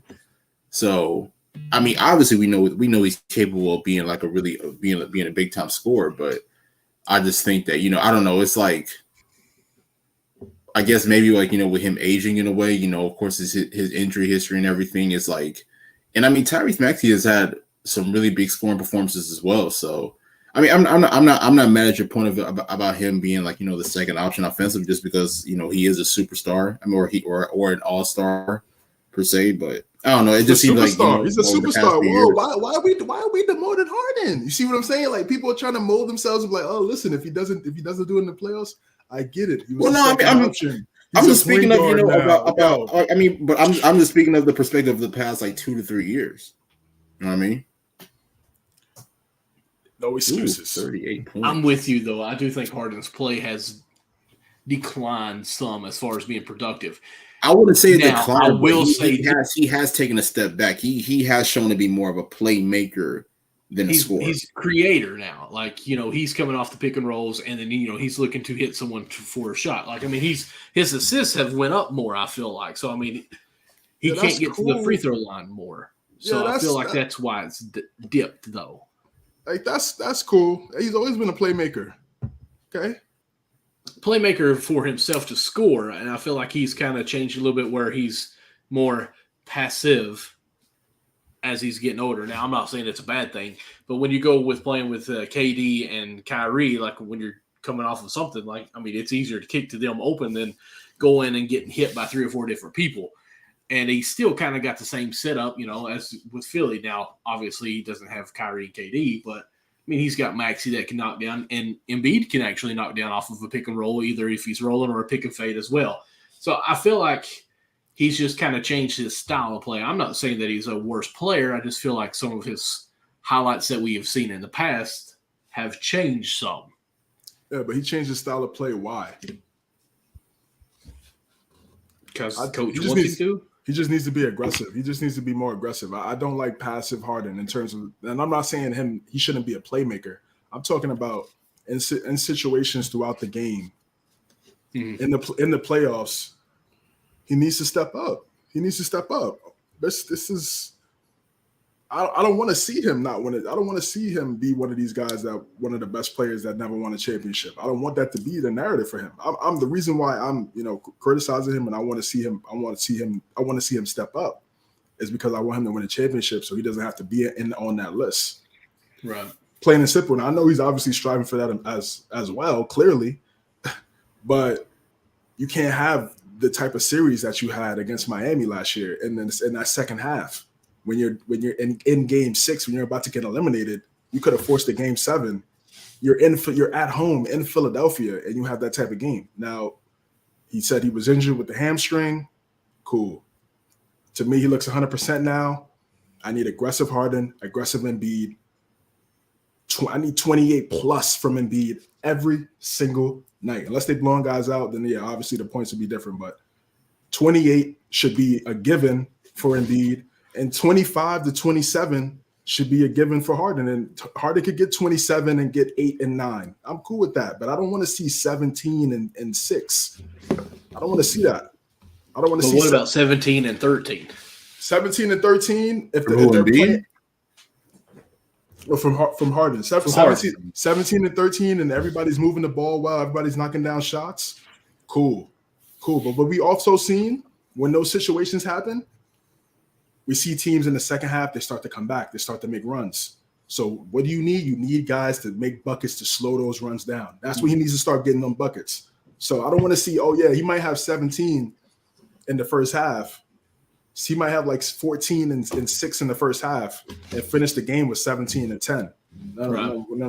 I need 25 to 27 points from Harden in the playoffs. I just wondered if, in the past, when it comes to playoff times. Oh, thank you.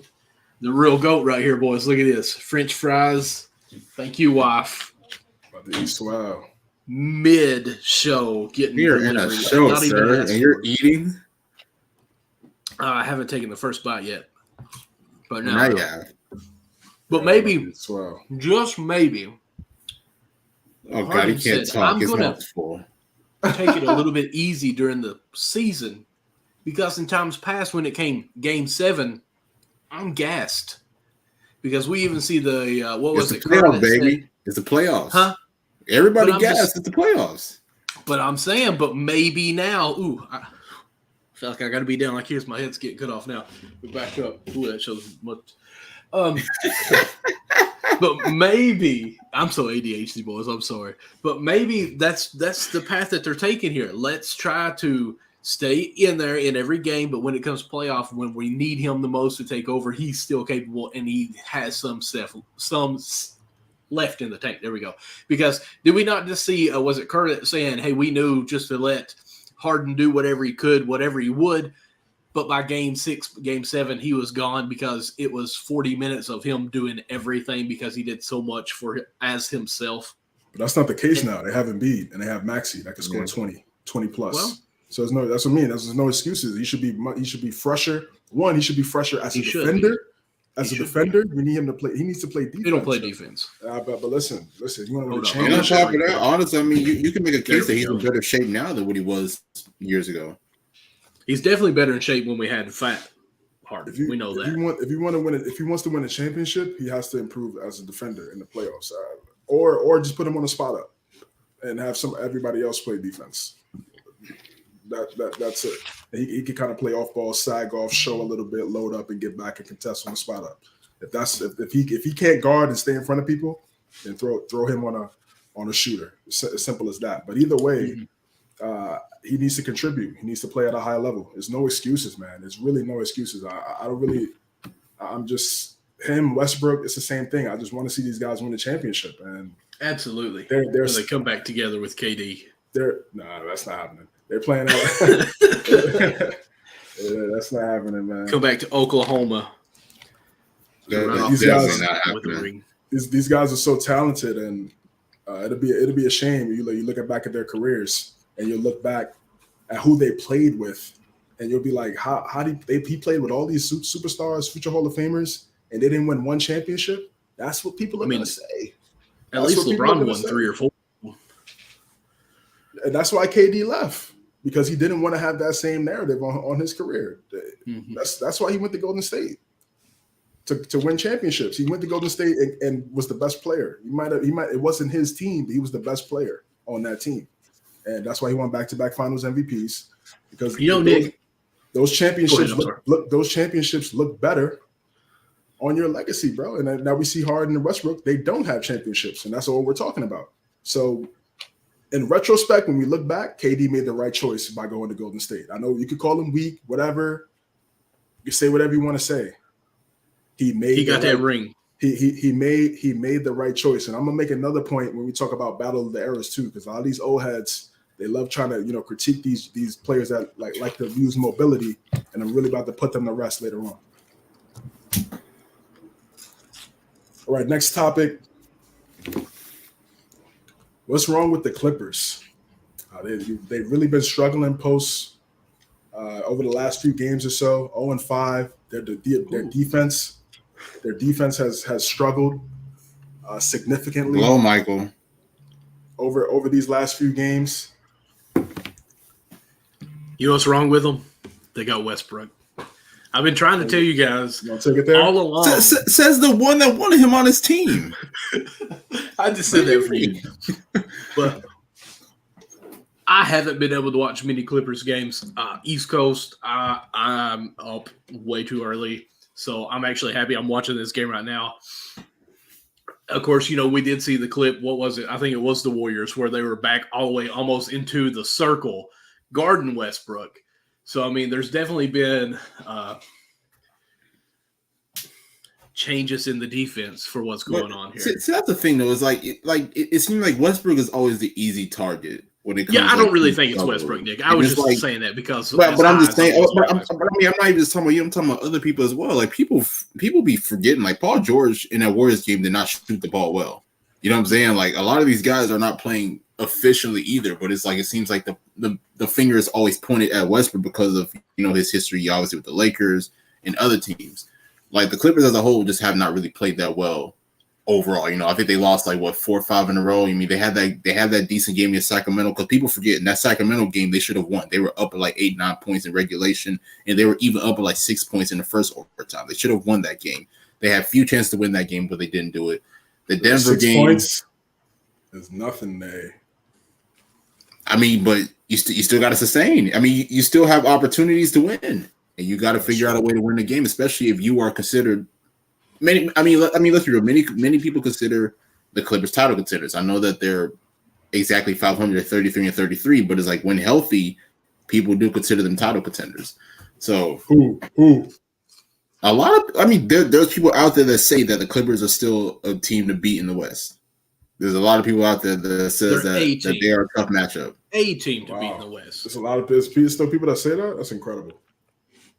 I'm not saying they're number one, but I'm just saying, like, you know, they're still contenders to a lot of people. The first game of the year, Barkley said the Nuggets, but I think it was Shaq said the Nuggets, but Barkley, I think, said the Clippers was his pick.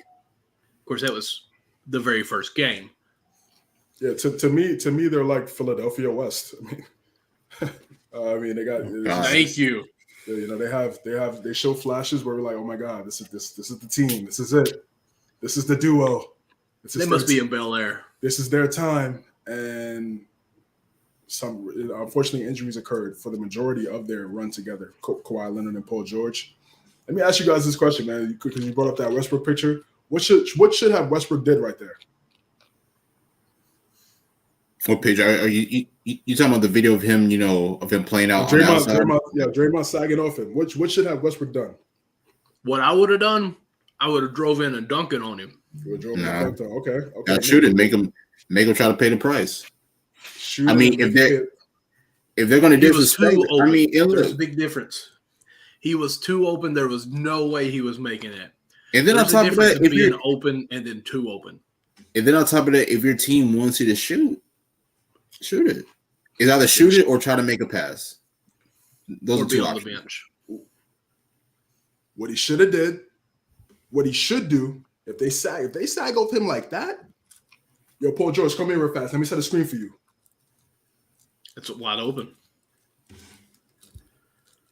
Every single time. Every single time. Or you're gonna that's drop coverage. Or you're gonna play drop coverage? Cool. I'm gonna set a pick. I'm gonna set a pick for Kawhi and PG. Not just stand there and just think and wait. No. Here, Paul George, take this. I'm gonna set this screen. You're wide open for a three, whatever you want to do. Put pressure on the defense. I don't know why they're not doing that. But to me, that's just so obvious. I'm like, yo, bro, look at the disrespect. Look at the disrespect. Yeah, yo, PG, come from the corner, come to the wing. I'm gonna set the screen for you and just rise up. Anybody, Powell, Gordon, Man, any of these guys. And that's what I was saying though, like, you know, in the spaces the other day is like I feel like Westbrook should be able to thrive with this team just because now you're surrounded with more perimeter scorers. Paul George, if they do that, Leonard, if he does that, Eric Gordon, if he's a screener. Terrence Mann.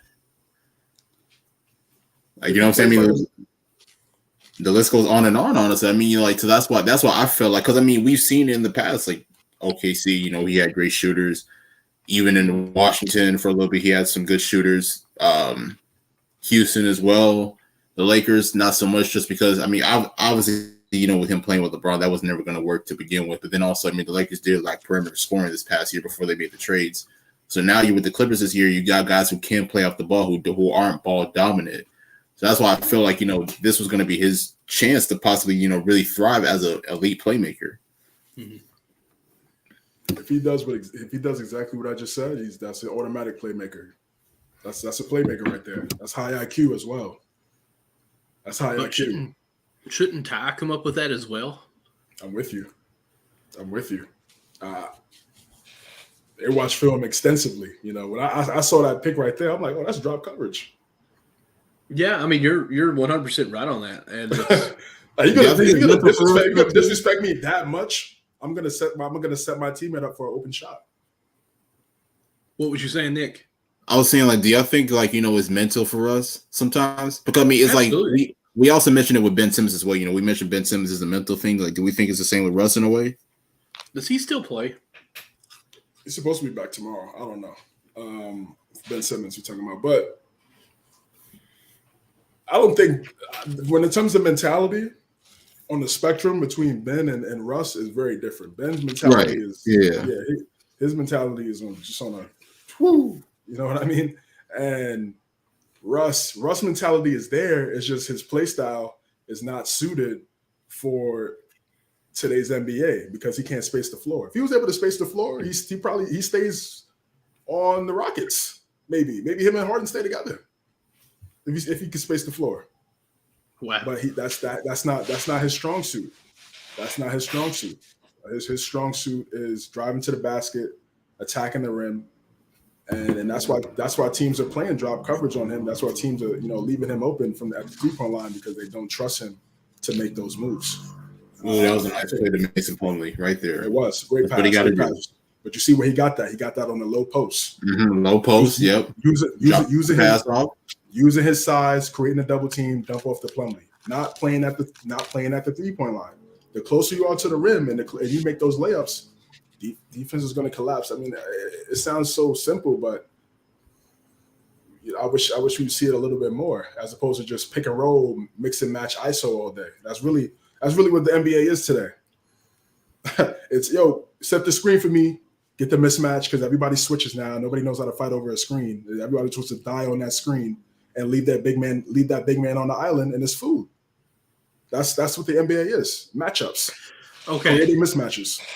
I'm going to say this, and I'm going to ask you all this, and I was genius for doing this, but I want to say 2K01, I'm going to say 20. 2K1? Yeah. Oh my God, bro. Well, I'll tell you this. It was actually might have been NBA Live. I don't know. It's been that long ago. It was Michael Finley was on the Mavericks, and I would always play with the Mavs. They had actually – do I have his card up here? I used to have his card up here because it was where did it go? I was so happy when I got it. It was a player that was from Asia. I want to say his last name was Wong. I won't go into any more stories with that. But he could be knocked down from 3, but he was a big man. Michael Finley was so fast, but he wasn't really a perimeter shooter. Let's be honest, when you play 2K or any of those, you're going to shoot threes. You're going to play like the Warriors. So what I would actually do against my brother, because we played nonstop, I would put Wong, which I don't know his first name, as my shooting guard and put Michael Finley as my power forward. And I already knew that I was hitting the back button, hitting square because he was already running out. No big man was ever going to run him down. So I took my guy who couldn't shoot the 3 and put him at the post because I was running the ball like crazy. We was fast tempo, everything. And I just knew how the lanes were being filled like basketball, IQ. We know how we do it. Right. So my brother got so mad at me because, if it turned out where Wong was on the 3, he had a guard on him. Okay, if he can't shoot it, then, we'll set a pick here, whatever. Then I'd have him on the post somehow, and he'd have a guard on him. Mismatch, obviously. Or I would throw it to Michael Finley at the post with a big man on him and an isolation, and then I would run it out to the 3-point line and just circle around the big man and go and dunk it on his face because they can't stay up with him. Right. So what if we seen the Clippers start actually putting Westbrook on the block? I'm not saying playing him at the 5, but actually put him on the post to shorten the court for him so they can't back off of him. Because Westbrook, that play that you were just talking about, Nick, he basically backed this guy down to the block. Yeah, I mean, we were talking about that, yeah. Well, that's what I'm saying, but what if they actually ran plays where he is posting up? Like, that wasn't a post-up play. That was him almost doing like a fake pick with Plumlee and then just basically backing him down. Like, all right, now I got this. Oh, both of y'all are going to be on me. Obviously, Plumlee's open and dump it down. What if we start seeing some plays, some off-ball screens down, stay at the block, do some mismatches down there, and he stays down on the block? Do you think that might be something that they move to? Do you think that might be the best idea for him? Because when he's at 3, they back it off. Sounds perfect to me. It obviously makes the most sense. He's a paint-oriented player. Why not have him closer to the paint? I mean, because I honestly think common sense. As fast as he is and as explosive as he is, if he were to get the ball on the paint and start working on some big man moves, all he's got to do is get the ball and run right by him. Like, he don't even have to really do fakes. Just, you're so quick, just 2 steps, you're on the other side already dunking it, basically doing a reverse if the lane's clear. And so I'm just thinking, go ahead. No, go ahead.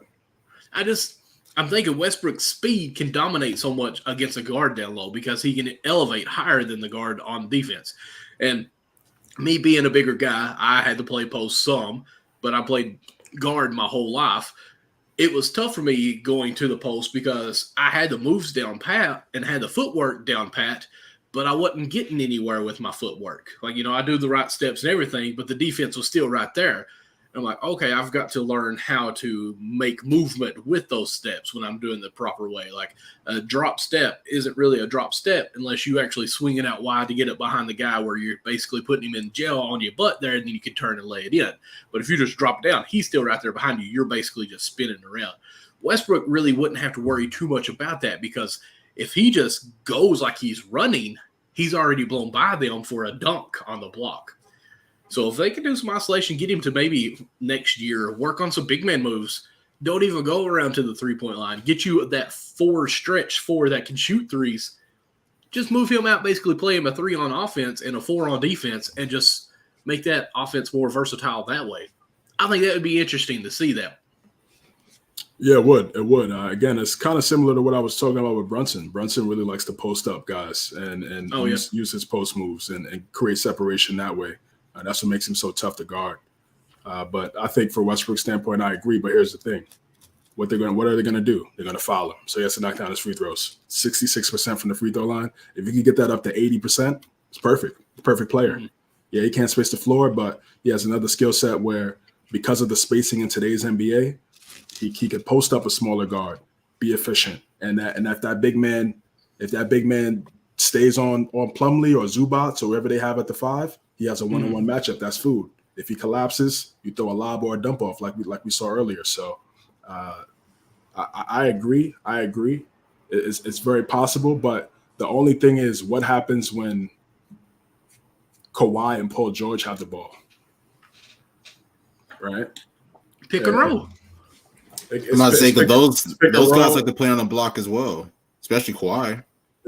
You're going to have the point guard on Westbrook anyway. So, if you pick and roll and they switch, you got a mismatch for them as far as size. Let them go play bully ball. That's just quick thinking with you. Yeah, you could definitely. He's gonna have to make that pass. But when Kawhi is in his spot and they load up, and it's low on the shot clock, that's the thing. If they get to their sets earlier, then yeah, I agree. But when we see oftentimes if there's good defense being played.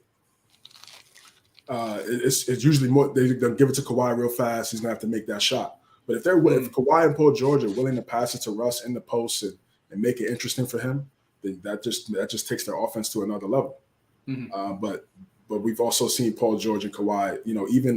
Even with that, they're so good. They feel like they can split the double team off that screen.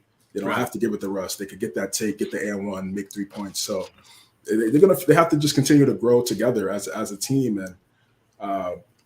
But more importantly, offense is not the problem. It's really not. Even with Russ being out there, it's the defense. Yes, that's what's really been struggling for them over these last few games. Before the trade deadline, before the All-Star break, they were one of the best teams in the league. They were on a great win streak. You saw what Kawhi's record was when he was scoring 30 points a game. They were one of the hottest teams in basketball. And then I don't know what happened defensively. They just haven't been able to communicate and be in lockstep as one out there for those 5 guys, and that's really concerning, especially when we've deemed Kawhi and Paul George, two of the most dynamic two-way wing defenders we've seen in the NBA in our generation. So those guys have to be leaders on that end as well. The offense has never been the problem. It's defense. When you blow a 3-1 lead in a series. It's because you weren't great defensively. It's because you weren't great defensively. Also, offense plays a factor, but you couldn't get any stops either. So they need to lock in on that end. They're playing a team right now that doesn't have their best player in John Morant. This is a must win for the Clippers. And they already have 54 in the first half. It's good. It's great.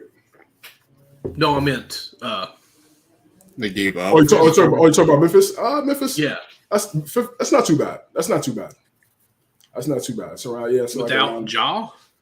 But again, we know Memphis's record with that. Hey, remember last year they were like 20-3 or whatever without Ja. Or something like that. Yeah, we see this already. They just got to weather the storm and just continue to get stops. Look at the stats right here. Last 11 games, points per game 27, field goal 26, 3-point per game 28. Like the last 11 games have been so bad. I just don't know what happened with their team defense. Look at this.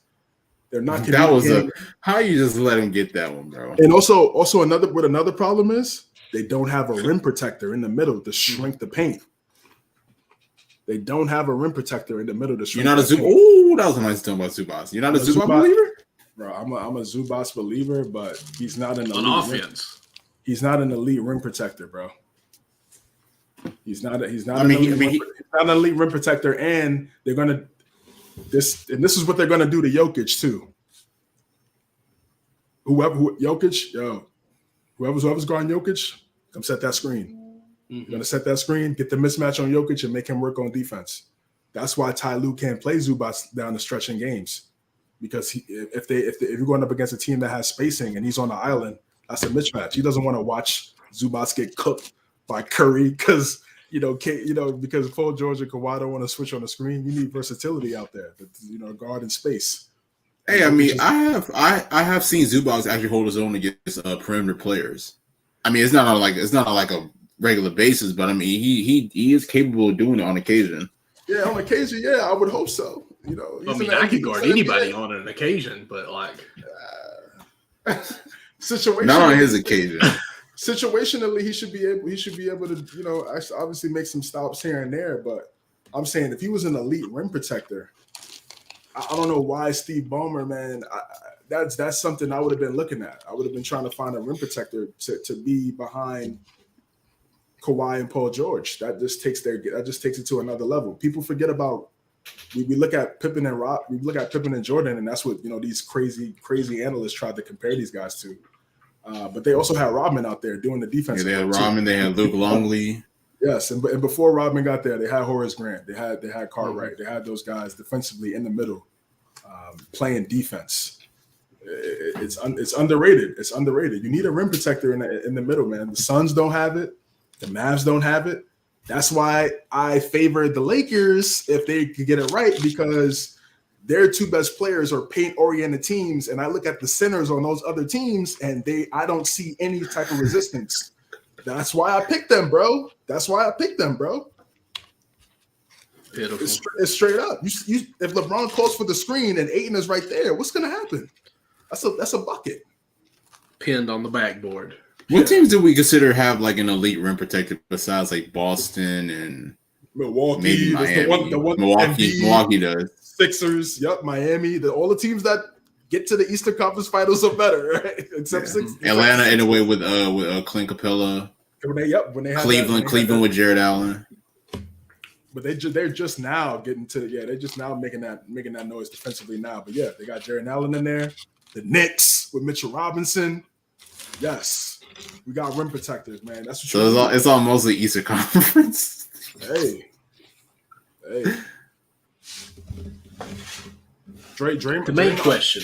Draymond's not Mutombo, but he knows how to move his feet and rotate and get to the spot. Same thing with Looney. The same thing. They know how to rotate.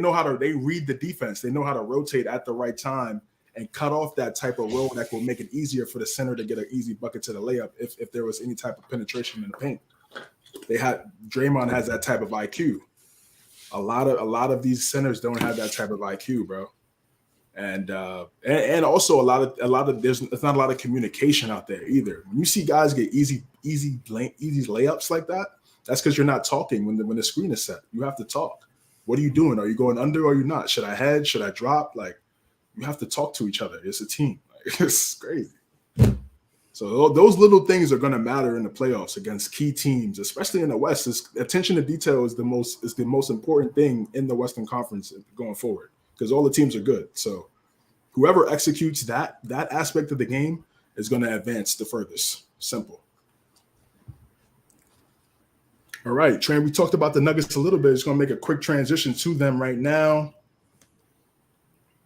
Is Jokic padding his stats? So this stems from a take from Kendrick Perkins a few weeks ago, kind of making the notion that Nikola Jokic is kind of padding his stats. And to me, I feel like it takes away from what he's doing right now and the type of season that he's having, averaging a triple-double.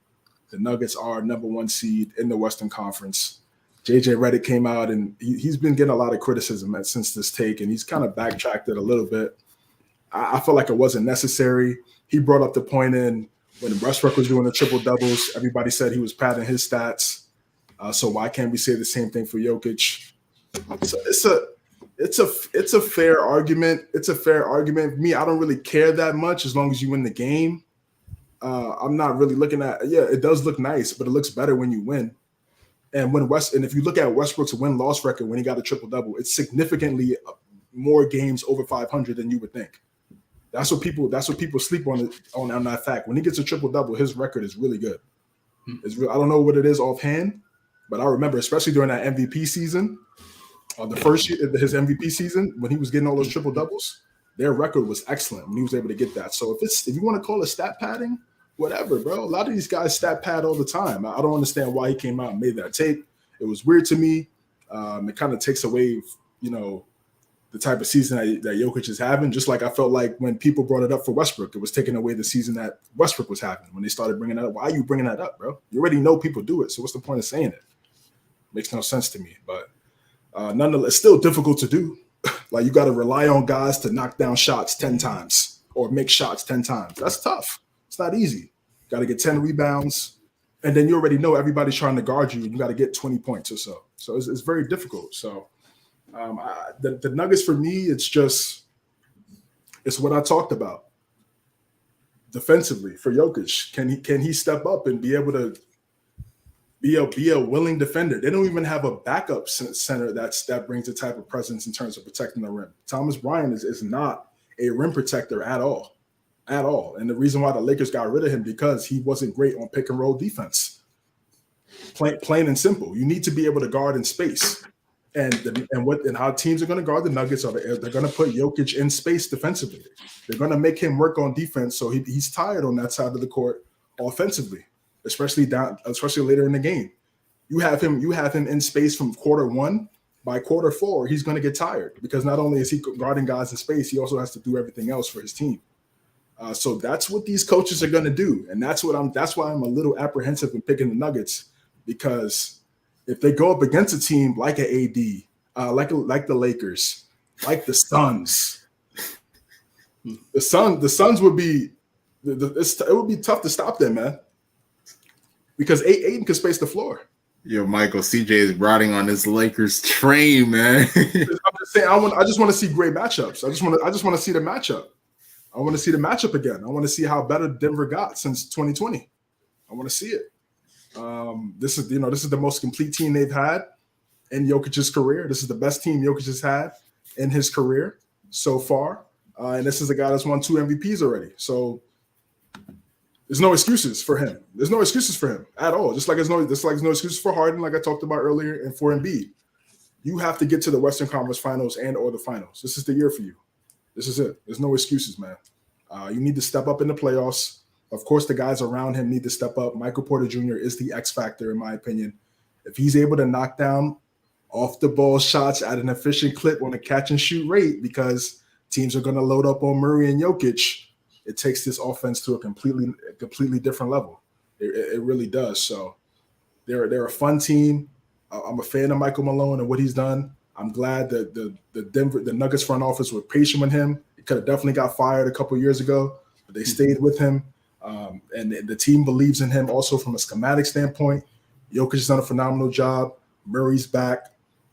Their offense is clicking on all cylinders, but that's the only thing that scares me. What happens when they continue to have put Jokic in space defensively in those series? Can they adjust? Can they make the necessary movements to try to offset that? And if they're able to do so, I think they're going to go as far as possible. If not, they might lose to a team that has a little bit more spacing, like the Suns, maybe a Dallas as well. With the whole stat padding situation, it's just why are we like discrediting greatness?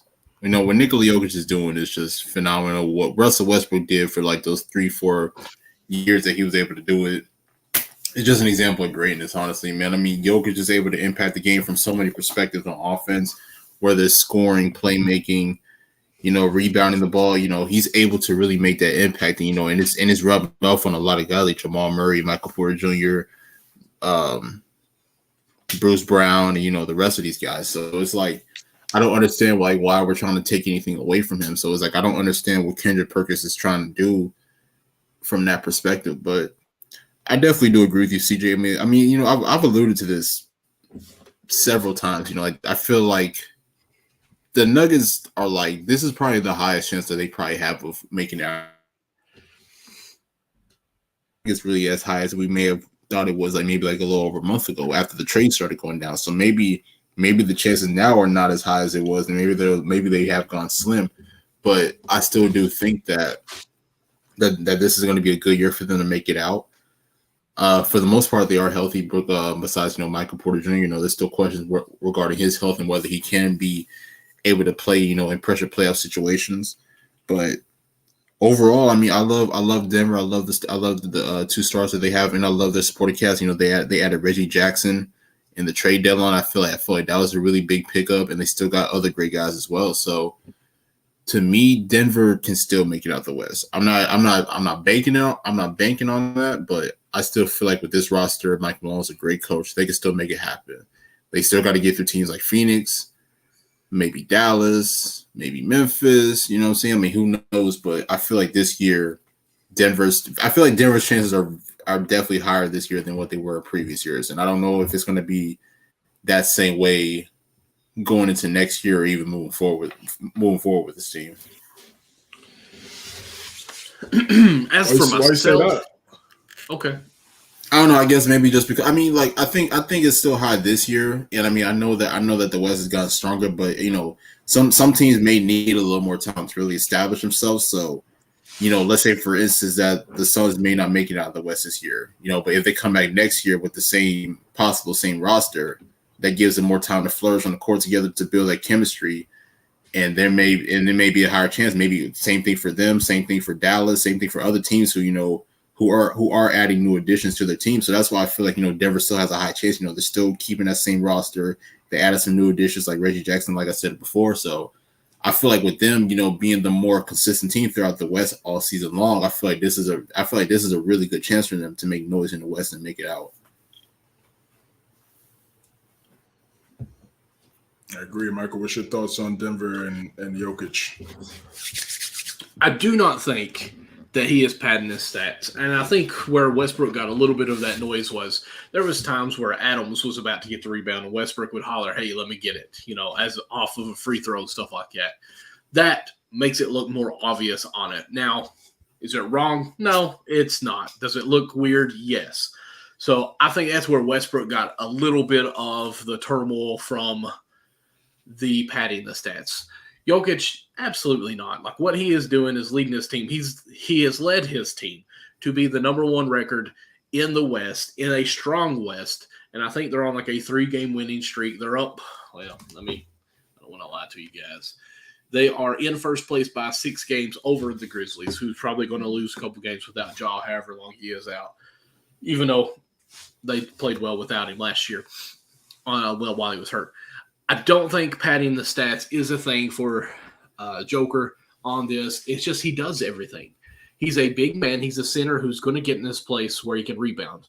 He's so smart offensively. He knows when they collapse the defense collapse on him. He knows where the open man is and where to distribute the ball. So he's going to be getting assists. He easily can score at will if they don't double him. So he's so big, getting the rebounds, put them back in. It's just easy for him. So I don't think he's doing anything to pad his stats. Can I say that I've watched a ton of Denver games? I can't say that I haven't. So I have not seen where there's been a time where Jokic have yelled at someone, hey, give me that ball so I can get my stat, So I don't know where that's coming from. I really think it's just a weak take from Perkins on that, to even think that someone's padding their stats. Like, that's why they play, is to get the stats. So I don't understand. The guy has won MVP 2 years in a row, and I don't think he's won it by padding stats. He's won it because he's been the best player in the NBA for his team to put him in the best position, not padding stats. So that's my point. Now, to carry it on as far as how far will they go, they're the best team in the West right now. There's just nothing you can say about it. Their record-wise and everything shows that they're the best. I would love to see the Suns put them out. Just going to be honest, because the playmakers that they have, the accountability that I think that Kevin Durant will hold some of their players with Chris Paul's leadership. I think the Suns' year. Now, this might be transitioning us a little bit into our next category, but I'm going to wait and see if y'all have any things that you want to kind of extend on to on that, though. Yeah, last thing I wanted to say was, instead of worrying about whether he's padding his stats, let's try to break down film and watch why he's so impactful and why they have the type of record. That's what these analysts need to start doing. They need to start showing people the game. You could have your takes, you could have your hot takes or whatever. You could be hyperbolic at times and go over the top when you're talking about, and you're passionate about talking about basketball. That's cool. That's going to happen. That's inevitable sometimes. But let's start showing the people the game the right way, because so many people go on these social media apps and talk like they know ball, but they don't. And they use these same dry, lazy takes like stat padding to diminish what a guy like Jokic has been able to do over these last 6 or 7 years or so. It's been nothing. It's been nothing but dominant. It's him and Embiid seem to be the only centers in the NBA that decided they're going to be more than just rim runners, and we need to applaud them. We need to applaud them for that. They're highly skilled, and his ability to be the quarterback of a team and also be the center, it speaks volumes. And instead of people trying to pick apart what he can and can't do or what he's trying to do, we need to appreciate his high basketball IQ and how successful Denver has been since he's truly been the guy. That needs to be talked about more. Next topic. Actually, one more topic before we get here is that I forgot to add. Big game with this guy during the week. Damian Lillard dropped 71 points this week. It's just a phenomenal feat for Damian Lillard, man. Easily one of the best point guards ever. To me, he's a top 5 shooter ever. Curry, Ray, Clay, Damian Lillard, Reggie Miller. Those are the top 5. Those are the that's funny. Those are the top 5 shooters in NBA history. Damian Lillard's range at 6'2", to be able to shoot from that far at a consistent clip. Pretty much since the year started, he's averaging 40 on 50-50, 90 splits. Pretty incredible. Pretty incredible what he's been able to do since the new calendar year. Congratulations to him. I'm excited for him. But this is the point I really want to make. Portland, I'm just not sure, and I'm very perplexed in what's the move here? Like, what's your plan? What's your goal with Damian Lillard on the Portland Trailblazers? Because I look at this Trailblazer team, and they're 11th. They're 10th right now. They're 10th, 11th. They're in play-in spot. Damian Lillard is too talented of a player to be battling for play-in position, 12, 13 seed. He shouldn't be in that category. He needs to be in top 6, top 6, top 7 category. You see your other peers in Dallas. The Mavericks, they go and get Kyrie Irving in the trade. The Phoenix Suns, they go and get Kevin Durant in the trade. So 2 teams that you have to go up against in the Western Conference got better, and they were already better than you, and they got better. But you have Damian Lillard. You have, I'm sure you have some draft picks. You didn't really trade much guys during this time. You had CJ, you had Nurkic. You didn't make big time moves. Why are you not making all the moves possible to try to bring another superstar or all-star in next to Damian Lillard? I just don't understand that. What are they waiting on? He's 32. He's pretty. He has to damn near score 40 every single night for them to have a chance to win. Not even just win, for them to have a chance to win. He has to damn near almost get 40 points. That's insane to me. He shouldn't have to be exerting that much energy. He should be on a team where, yes, there's times where he gets 26, 27, but there should be another guy next to him in complement that's also, taking some of that offensive pressure. Taking some of that defensive pressure off of him on a nightly basis. Suns did that with Booker. Mark Cuban did it with Luka. Why aren't the Trailblazers doing the same thing with Damian Lillard? I'm so confused. I don't get it. They need to wake up. They need to wake up, man, and they really do. I like Nurkic. He's a good player. I don't think he could be. I don't think, to me, unless they restructure their team and figure out the other three players in that starting five, he can't be a starting center on my team if I want to win a championship, because he can't protect the rim, and they're gonna put him out there in space, and the teams are gonna put him out there in space, and I do not want to watch my center get cooked like that. Even if I tell the defender to fight over that screen, more time you're just still gonna switch. They're still gonna switch. Everybody's not gonna fight over the screen every single time. I really do not want to sit there if I'm a coach or owner of a team watching my center get baked like that. I need him to be laterally quick, to be able to move, take up space, and protect the rim. That's what I need from my center if I was building a team. And they don't have that, and that's another reason why they've lost, and they haven't been great defensively as well throughout pretty much Lillard's career. They haven't been great because they haven't had a great rim protector. So I don't know what's there in terms of team building, and why the lack of urgency. I'm confused. I don't get it. I thought after they traded CJ McCollum, they would try to make a move for someone better than CJ McCollum, and here we are 2 years later, and they're worse. It's confusing to me. But again, congratulations to Dame. And also, last thing, this is a guy that wants to stay. He's been publicly, adamantly, over and over again to the public, I don't want to leave. I want to be here. So I just don't understand it. The guy wants to be a Portland Trailblazer. Why aren't you doing everything possible to surround him with the team that could help him win a championship so he could be a part of something special for that city, which is what he wants to do? Who's running the team? Like, what's really going on over there? Those are questions that I really need answers for as a Damian Lillard fan. What's crazy? CJ, go ahead. I'm glad CJ finally on the train now, because this is what I've been saying for the longest. You know what I'm saying? Like, Portland does not. The thing about it is like I've mentioned this on several occasions. Loyalty works both ways.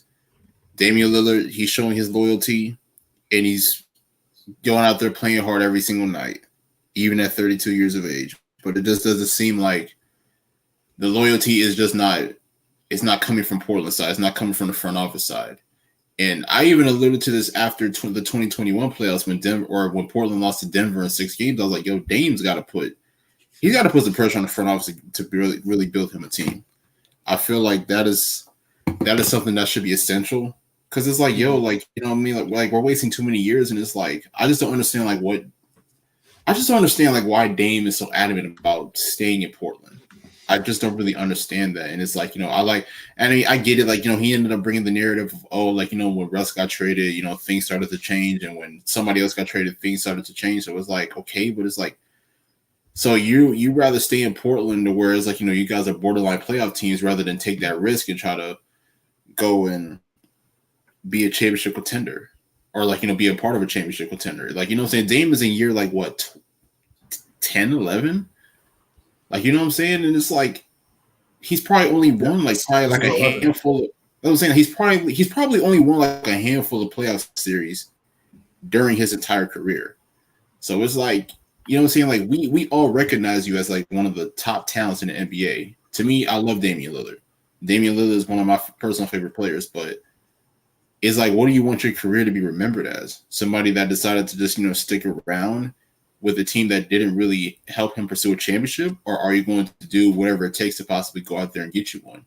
I get it. Like, you know what I'm saying? Like, you grew up watching Tim Duncan, Dirk, Kobe, Reggie Miller, all these guys who did, spend their whole career with one franchise. But people forget, Kobe was on his way out at one point.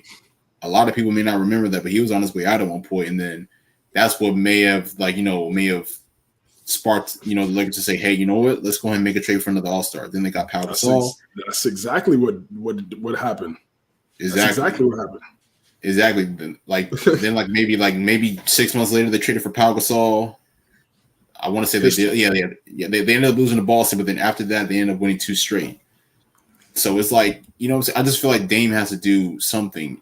Is either he does something that can get this front office to say, hey, we need to go ahead and be more aggressive as far as making moves, or he just needs to be on his way out. Because, like I said, he's 32 years old. There's not a lot of more prime years you could say for him. So it's like, do whatever you can to put yourself in a winning position, honestly, because I get it. You love Portland. You want to stay in Portland. You built the foundation out there. This is the team that drafted you. But at some point, you want to be a winner, especially with the high level play that he's been giving everyone. Last 2 points for me before we get to these last few topics for Lillard is he said, look at Westbrook, the grass isn't always greener. Westbrook went to different teams over the last 5 years, been on multiple teams over the last 5 years. He tried to make that comparison. To me, it's not a good one because the reason why Russ is on multiple teams is because he can't space the floor. That's not the case for you. You're one of the greatest floor spacers we've ever seen. So it's very different. If you were able to create your own destiny, if you wanted to go somewhere else, your shooting ability is what takes whatever team you go to or whatever team you're on to the next level. That's something that's not Russ's skill set. That's why it's been so tough for him to find a home post OKC. And then also I see these old school players, man, and they love criticizing guys like Kevin Durant and LeBron James for leaving and not staying on one team for their entire career. If I'm staying on one team for my entire career and they're not doing everything possible and they know my talent and they're not doing everything possible for me to win a championship, I'm leaving. I'm gonna leave after my first contract. I just am. You have 6 or 7 years after seeing me after my rookie year to be like, okay, this is a guy we want to build around. Okay, do it. You can't. You tell him you can't build a championship team in 7 years. Wow, that sounds crazy to me. You shouldn't have the job. You should not have the job if you can't build a franchise. If you can't build a contender in 7 years with a superstar player on your team. So if the team is not able to do that, I'm gonna weigh out my options. It's just like real life. I'm not gonna stay with a job for 10 years just because what? Like, because they hired me or because they drafted me? I'm supposed to stay there for the rest of my career? Where's that in the life book? That doesn't make any sense. So, for these older players, they love getting on these guys for leaving and being mobile. To me, I'm like, no, you made the wrong choice. You made the wrong choice. You should have left. You should have left. If you felt like those teams weren't the teams you had around you weren't competitive enough, you should have left. Why stay? That doesn't make any sense. That's a bad business decision. It's a bad business decision. You look at Reggie Miller, he was on competitive teams. So I could see why he didn't want to leave Indiana. Those teams were very competitive. They just couldn't get past the Bulls, couldn't get past the Knicks a couple times. And then obviously once they got to the finals, they couldn't beat Shaq and Kobe. He just came up short. Barkley swears up and down that he stayed with the Philadelphia 76ers for his entire career, and we know that's not the case. He left and went to Phoenix and got traded to Phoenix, and then he went to Houston and tried to build an old man AARP super team with Clyde, Scottie Pippen, and Akeem Olajuwon. So people forget this. People don't remember this. People love and he doesn't talk about it. He says, no, the difference is I got traded. There's no difference. The difference is you didn't want to be at that place, so you did whatever you needed to do possible to leave. It's the principle of it. The principle of it is that you left and you wanted to leave. That's the thing, though. Like they try to get you with that, though, for like, oh, well, I didn't sign as a free agent. I was just traded. Like, still. Nasty work. Nasty word manipulation work. The only difference is the team benefited from you leaving.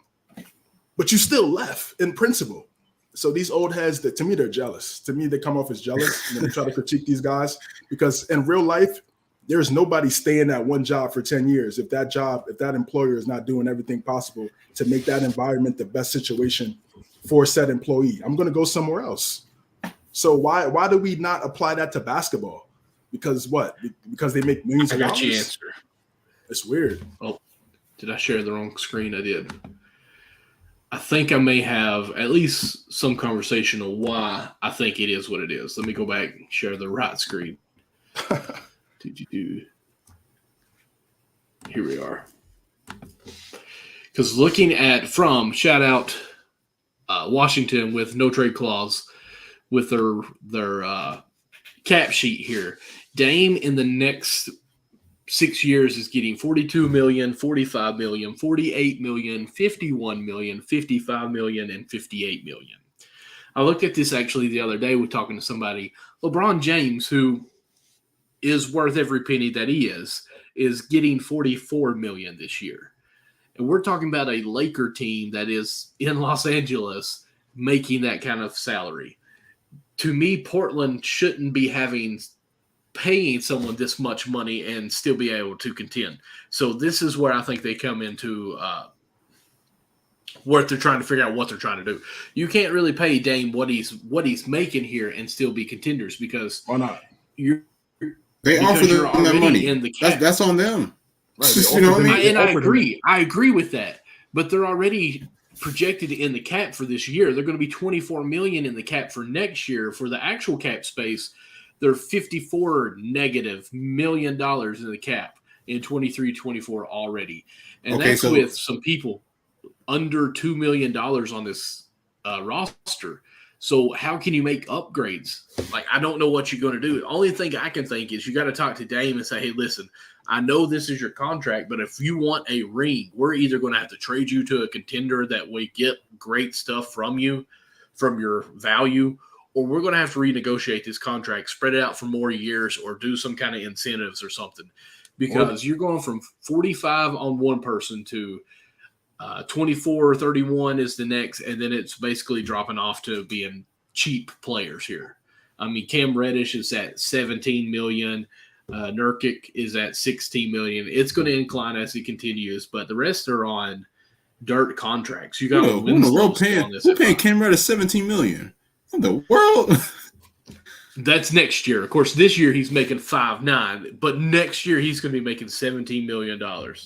Yeah, he's probably he's gonna get a new deal because that'd only be 1 year left. So he's probably looking for an extension. I don't know how much the per year will be, but I doubt it'd be around. I doubt it'd be around 17. So to me, that's not a good enough excuse for me because you traded CJ McCollum. You have to make moves. You have to make plans, and you should already know what your cap was and what your cap was going to be for a long time now. And why is your cap that way? And when you have a guy like Damian Lillard, that doesn't make any sense. It sounds like somebody's not doing a good job in that front office. You should be at a point where you should have enough cap to acquire another piece that's around Damian Lillard in order for them to contend for a championship. I would trade Nurkic, and I would also look at Grant.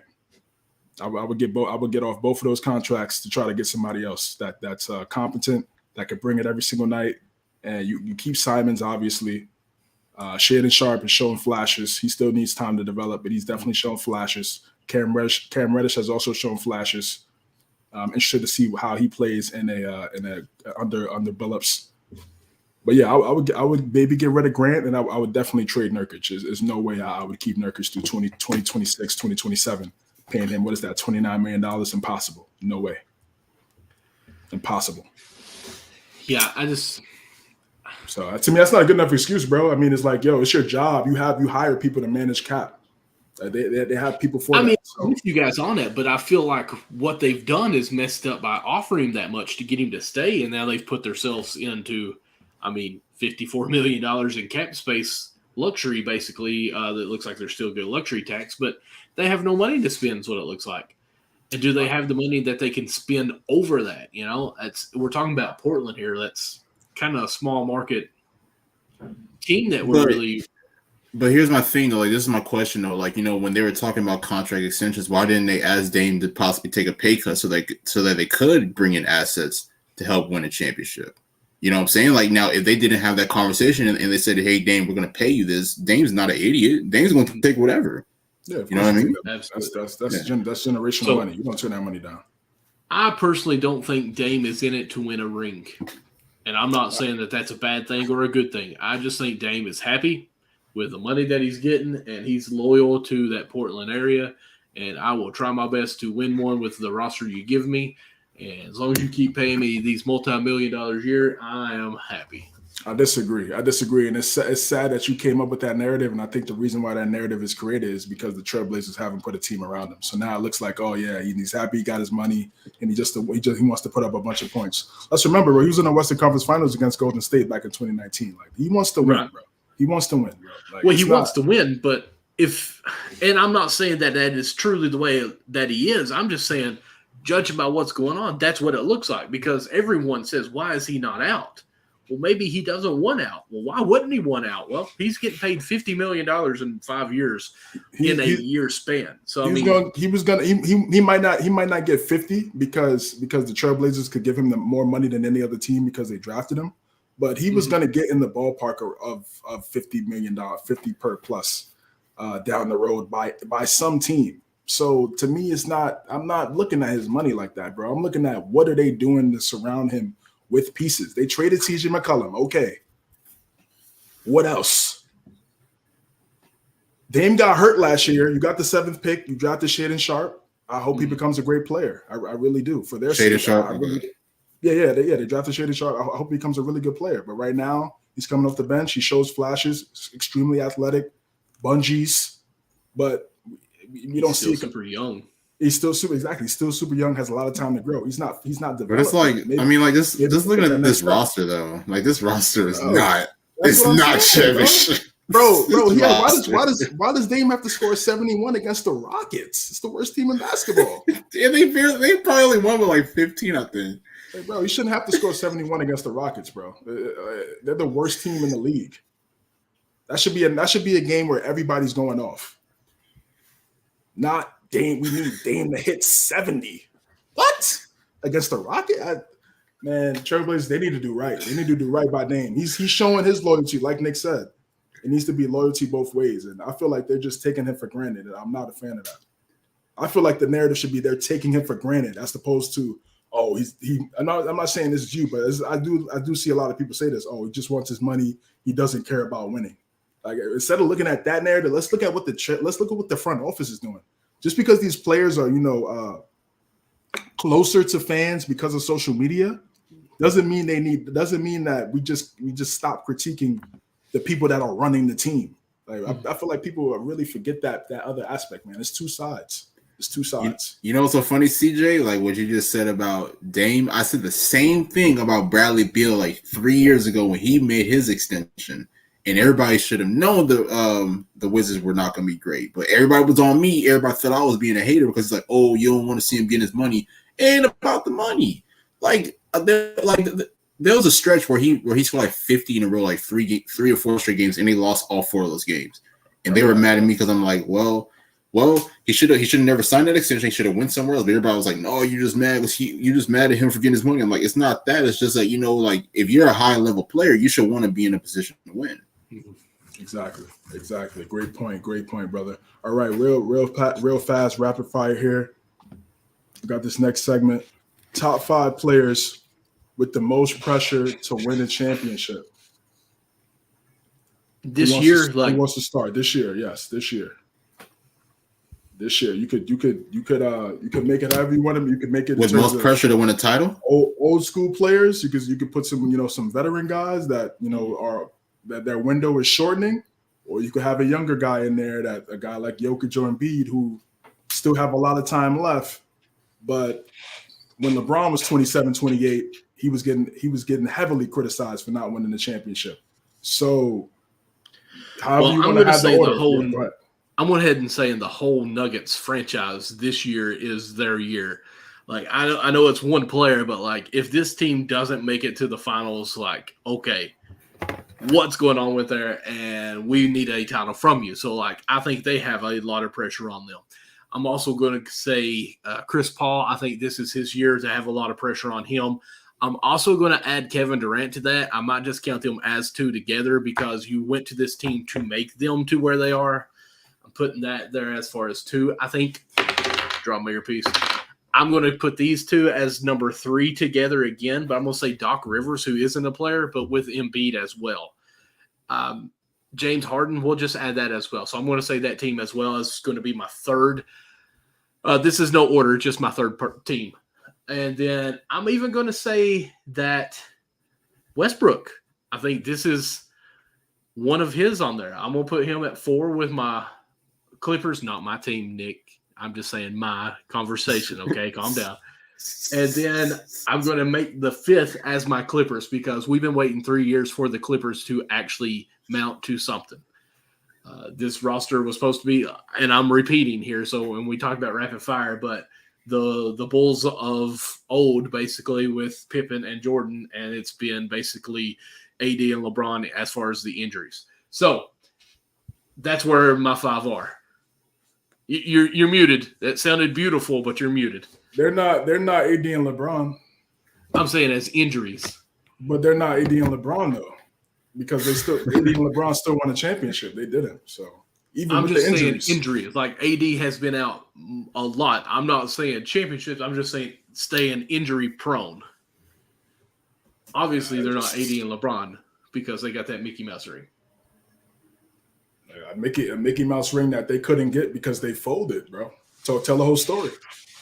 Oh, no. If I got a Mickey Mouse ring, I'd wear it with pride anyways, too. I'm not bad mouthing. You know what's so crazy, though? It's like if the roles were switched, like let's say, for instance, the Lakers blew a 3-1 lead and the Clippers would have ended up winning the title of the year. People would praise that ring way more. It is because all the media, as CJ says, it's the narrative. You said what? I said, as CJ would say, it's the narratives. It's all what they want to say. Like, since LeBron won it with the Lakers, it was the easiest one. If anyone else won it, it'd be like, oh, wow, look at the living style that they had to play in. They had to, or live in. They had to stay on basically the premises, live there in Everyone hotels. was under the same circumstances. There was no home court advantage. So really the best team at that time won because you can't have any fan persuasive of anything going on. You're not in your own with your family before you come to the game. You are locked into basically a camp. It's like summer league or summer camp ball where you're staying in dorms and you're going to play where there's no fans. That's what that was. It's like AAU. Yeah, it's like AAU. Yeah. Exactly. AAU, yeah. The reason why I don't want to get into it. I'll just say this real fast and I'll get into my 5. But the reason why they rapid fire. Yeah. The reason why they get on the Clippers is because the reason why they critique the Lakers about the chip is because everybody picked the Clippers to win the championship that year. Yeah. In 2019, when they acquired Paul George and Kawhi Leonard, all national sports media, everyone picked the Clippers. Everybody thought the Clippers was going to win. They were going to be the better team. Didn't matter if LeBron and AD were together. It was Clippers all day. That's what everybody was saying. You could go back and watch it. Clippers in Brooklyn. Yeah. People say Clippers in Brooklyn. That was not really because KD was out during that time, but it was really just everybody just thought they was going to run through the West, and that's what it was going to be. And when they folded, and then when the Lakers beat the same team that they folded to and win the championship, then all the people that picked the Clippers are going to diminish the Lakers. Of course, they're going to diminish the Lakers. The media, they do a great job of telling the story. They tell the story how they want, depending on who they want to be the protagonist. That's it. My top 5. Number 5, I got Joel Embiid. It's honestly right. It's real similar to Michael's. Number 4 is Nikola Jokic. 3 is Russell Westbrook. 2 is Chris Paul, and number 1 is James Harden. Now it's really between 3 through 1 is really interchangeable because I feel like that window for all 3 guys is shortening. Chris Paul obviously shorter than the other 2 because he's older, and then now also because you got Kevin Durant on your team now, so it's no excuses. Really, no excuses now. So Chris Paul is none, zero. You're a spot up now, like you should be blessed. So yeah, might be one. He should be 1. Actually, I'm gonna switch it. I'm gonna put Chris Paul 1. Not bad. I ain't Um, mad at that. I want to go. I mean, this is in no order. I'm gonna go James Harden. I feel like James Harden should definitely. I mean, especially with the team that he has now, I feel like he should. Joel Embiid, Nikola Jokic, um, Luka Doncic, and then Chris Paul. Luka, okay. I mean, you got Kyrie now. You know, we've been saying this whole time. You know, Luka needed another star. Now he's got him. Yeah, but I still don't think adding Kyrie puts them at championship level. I mean, to me, they still need more pieces. I think they need a better supporting cast around them. And like once they get that, Who, the and Mavericks? they'll be up and running. Yeah. What supporting cast? Wait, do you believe in their supporting cast? Bro, they got Christian Wood. Christian Wood could score. Tim Hardaway. Kleber. Jason Kidd don't believe in Wood. He doesn't utilize Wood the way that he should. Because I don't know, it's something, bro. It has to be something with him. It's not Kidd. It's not Kidd. There's something he's doing wrong. But yeah, I think they have enough, bro. Tim Hardaway Jr. is streaky. I mean, he could be a great player, but he can also be inconsistent. I don't think the pressure's not too crazy, but it's getting there for Luka. It's definitely getting there. All right. Yeah, I don't disagree. Battle of the NBA eras. So this stems from a conversation that JJ Redick had on First Take with Mad Dog Russo, and they were discussing obviously the difference between eras. And I think Curry was a topic, and Redick came and said Bird wasn't defended the same way Curry was. That's why Curry's a better shooter, and obviously Mad Dog being the OG basketball fan, he's gonna stick up for his time and when he was younger and how he watched the game. And this triggered a lot of old heads coming out, a lot of older veterans. Michael Cooper, he came out and called Redick a poor man's Danny Ainge. And said if he was playing, he'd lock him up. Obviously, Michael Cooper, former Defensive Player of the Year, so he has the cachet to definitely talk that talk. And he told JJ Redick pretty much, listen, watch the games. You're not really watching the games like you should be. He said Larry Bird is one of the greatest shooters ever. He said just because the threes weren't prioritized like it was, if Larry needed to hit a three, he would. That was, and paraphrasing what he said, what Michael Cooper was talking about. So do you guys realize? I'm sorry, I'm stopping you here, but it's the end of the third quarter, and Memphis already has 112 points. It's the defense. I'm telling you, it's the defense. The Clippers defense, bro. Without Jaw. But anyways, that's crazy. So are we just kind of going with what era do we think? And I'm assuming we're going by decades in, right? Yeah. What era? And then I wanted to bring this up too. This ties right in. This is such a nasty take that I saw online. Here we go right here. So this is a one tweet from Legion Hoops, right? It says George Karl says Michael Jordan will average a 40-point triple-double in the NBA today. Agree? And then we have this guy, John W. He says Michael Jordan. I'm laughing at what he said. Yo, this is crazy. Michael Jordan would literally be DeMar DeRozan in this era. So, Michael, what's your thoughts on that take? My thoughts are on John _John W's take is obviously you don't have a basketball podcast like MNC Hoops. I'm just going to say that because clearly to ever say that Michael Jordan would be, and no disrespect to DeRozan, but like he's literally the debate as the greatest of all time and always wins that debate. To say that he is a DeRozan of today's time, like, okay, I'm not gonna. I heard a story once that you can't. I'm not even going to do that. That's going to take too long too. I'm just going to say this: Michael Jordan's the greatest ever. I don't care what era you put in. If you had to play rough, he went in and banged with the boys down low and would still dunk on them. If he needed to make a bucket from the mid-range out, he'd still push off on Russell at that mid-range to hit the game winner to win that ring. If he needed to hit a three, he could hit a three, but the threes just weren't shot that much then. So, like, he could have been that well. Like percentage wise, he probably was 35% from three, and he probably didn't shoot that much. So even with a lower percentage, technically he didn't shoot in a bulk amount of shots that we're going by now. 32% Jordan from three in his career. 32%. 32. And that's probably on a small scale sample size, and it's not what they did. It was mid and in, basically. You had your sharp shooters that did the threes. If you needed a three or if he was open big time, then he would knock it down. So that's stupid. I just flat out say we can walk that fine line of what we was trying to say as far as John back trail a little bit to make it sound more professional. John _ whoever you are, you dumb. So that being said, oh yeah, Nick, oh yeah, go ahead. Yeah, no, go wrap it up. No, go ahead, Nick. Go ahead. What's your take? Because I mean, honestly, you're laughing. I hope it wasn't at my comments. I hope it's his. No, that is the most disrespectful thing I've ever seen, bro.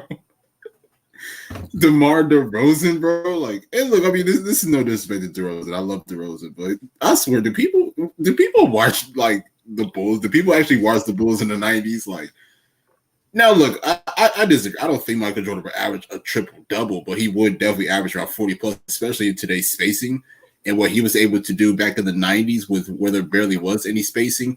Now, so give it, Jordan really wasn't like a knockdown shooter like that, but it's like you just never necessarily know. Like, you know what I'm saying? Like, he could possibly still thrive in today's NBA. Or, I mean, he would thrive in today's NBA, but he possibly would develop as more of like, a premier three-point shooter in today's NBA. For somebody to say he would be DeMar DeRozan of today's league it's disrespectful, because Michael Jordan can impact the game on both ends of the floor. He's a winner. He's he does everything that a team needs in order to win a championship. And I mean, we've seen it 6 times. Like, you know what I'm saying? I don't know how somebody can literally just say that and just be bold enough to just stick with that, yo. Like, that's I don't know what people really think before they make these comments, yo. I really don't think they do. Yeah, it's nasty work. It's nasty work. It really speaks to the indoctrination of the First Take undisputed little kids. And they grew up watching First Take and Undisputed for so long, age 10, 11, and they think that's basketball knowledge. They think that's how you learn the game of basketball, by two people going back and forth, being hyperbolic. And that's not how you learn. That's not how you learn the game of basketball. So for the first point, George Call, I agree. He would have definitely averaged a 40-point triple-double. You see him, Luka averaged 33, 8, and 8. So you telling me Jordan can't get 7 more points, 2 more rebounds, and 2 more assists in this era? Come on, stop it. He easily would average a 40-point triple-double. So in a less packed-in defense. I don't know about the triple-double part, but I definitely agree with the 40 part. He would definitely average 40. What wouldn't he had the double part in? Oh, assists? Bro, Luka averages 38 and 8 right now. I mean, he may not average a triple double, but every game he's flirting with a triple double. He would be right around 40-point triple double average, bro. I mean, it's just facts. Look, he would have been fouled a certain way, would have knocked down all his free throws. Obviously, he's a great 85% free throw shooter for his career. You look at his 3-point percentage, like Michael talked about. That wasn't a focal point of the NBA back then. It just wasn't. The 3-point line was just brought in 79, 80. That 79, 80 season. So during the 80s and the 90s, they weren't really focusing on the 3-point line. Everything was everything was in the mid range, cutting to the basket, off ball screens. Getting guys. Yes, pick and roll, getting guys open through off-ball movement, and obviously the triangle and things like that. That was the type of offense that they did. It was very physical. It was a big man era. A lot of the big men were more skilled, so it was a more paint-oriented type of league back then, because the big men they ran the league, and then Jordan came in and kind of changed it up by kind of being this dynamic wing. That could do a multitude of everything. Really, Larry and Magic changed it up first, but then Michael took it to another level once the NBA started to become more popular. So I do think he would definitely get close to averaging a 40-point triple-double. I don't see why.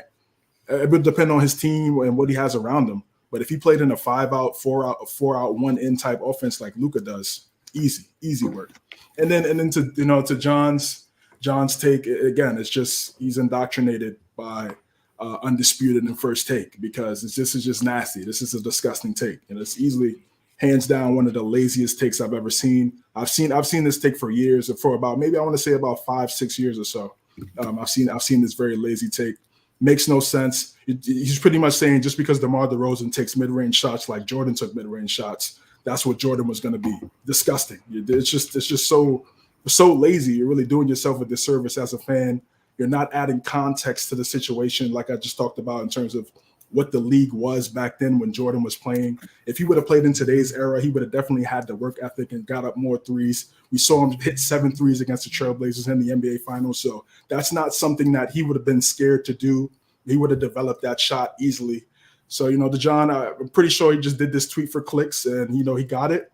But more times, there's still a lot of people that think like this, and it's very scary. And hopefully they stay away from any type of basketball knowledge or running a team or anything like that, because it's just sad. It's just sad and comedy. It's just really comedy. And one of these days, we got to start bringing people on the show and start really debunking all their narratives, for real. Wow. I literally am looking him up right now on Twitter to ask him if next week he wants to come on this show and talk about this. Please, man. Please, because it makes no sense.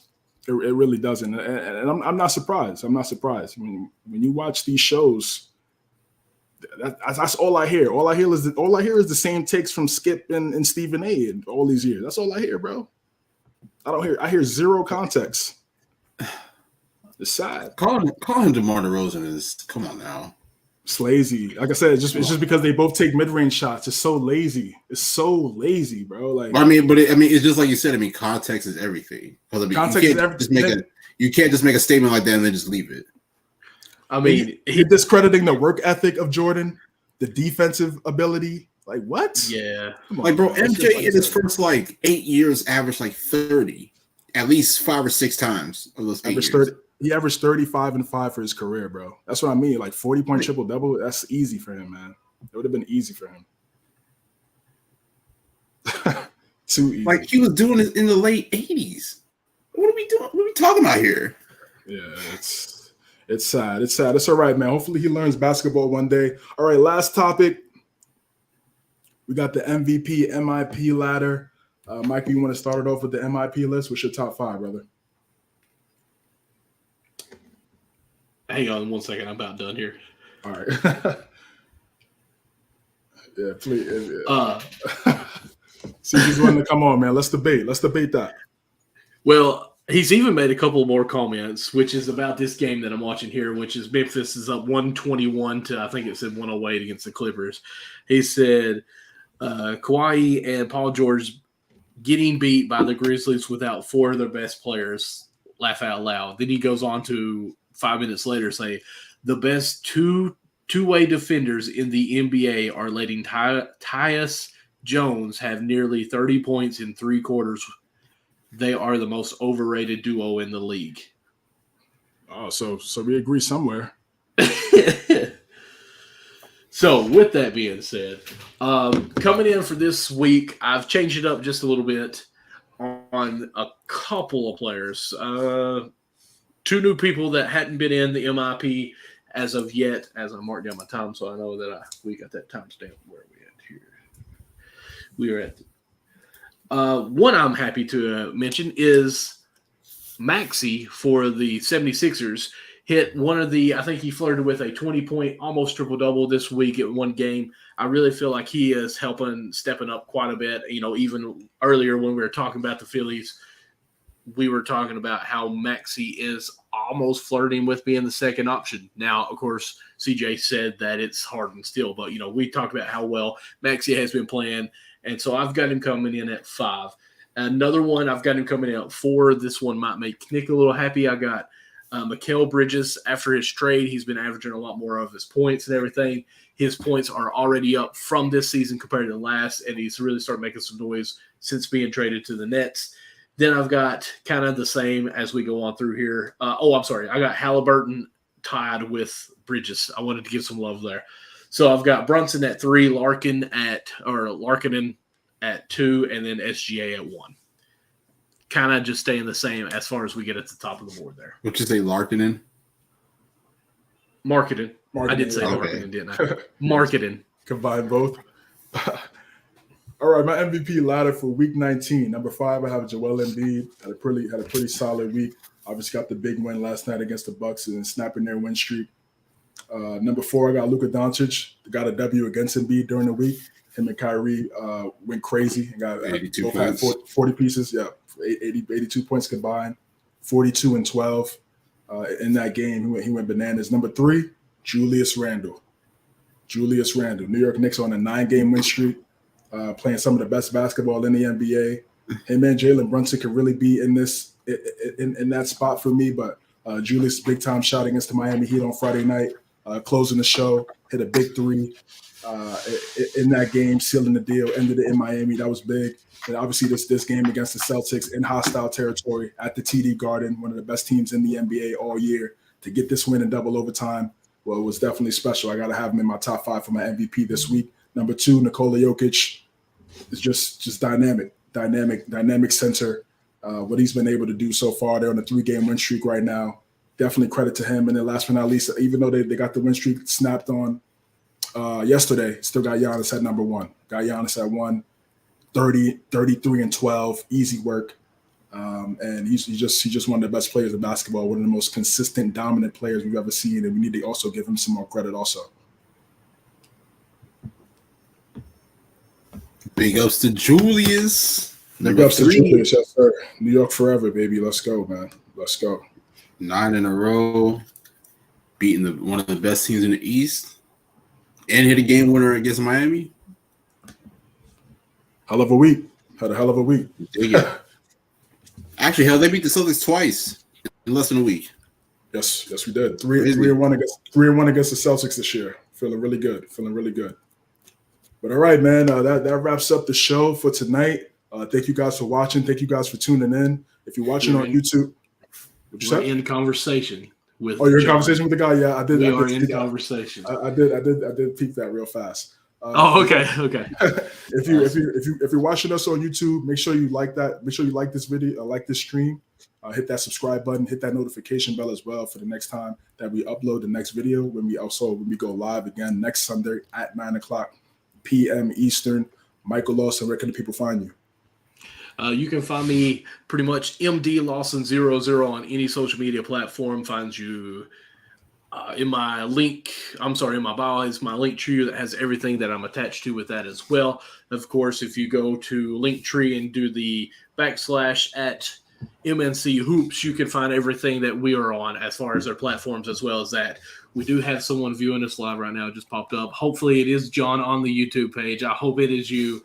But we are signing off right now. But like I was saying, go follow me on all of that. And, of course, the podcast, it will be up probably by Wednesday or Thursday.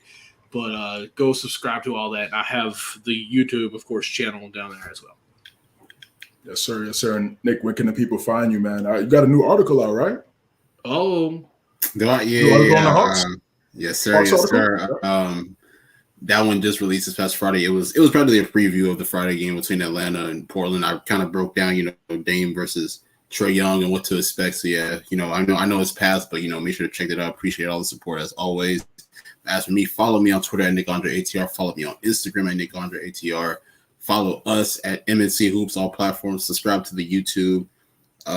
Subscribe to us on all other platforms, Apple, Spotify. Give us 5-star reviews. I think that we are deserving of that. And that is it.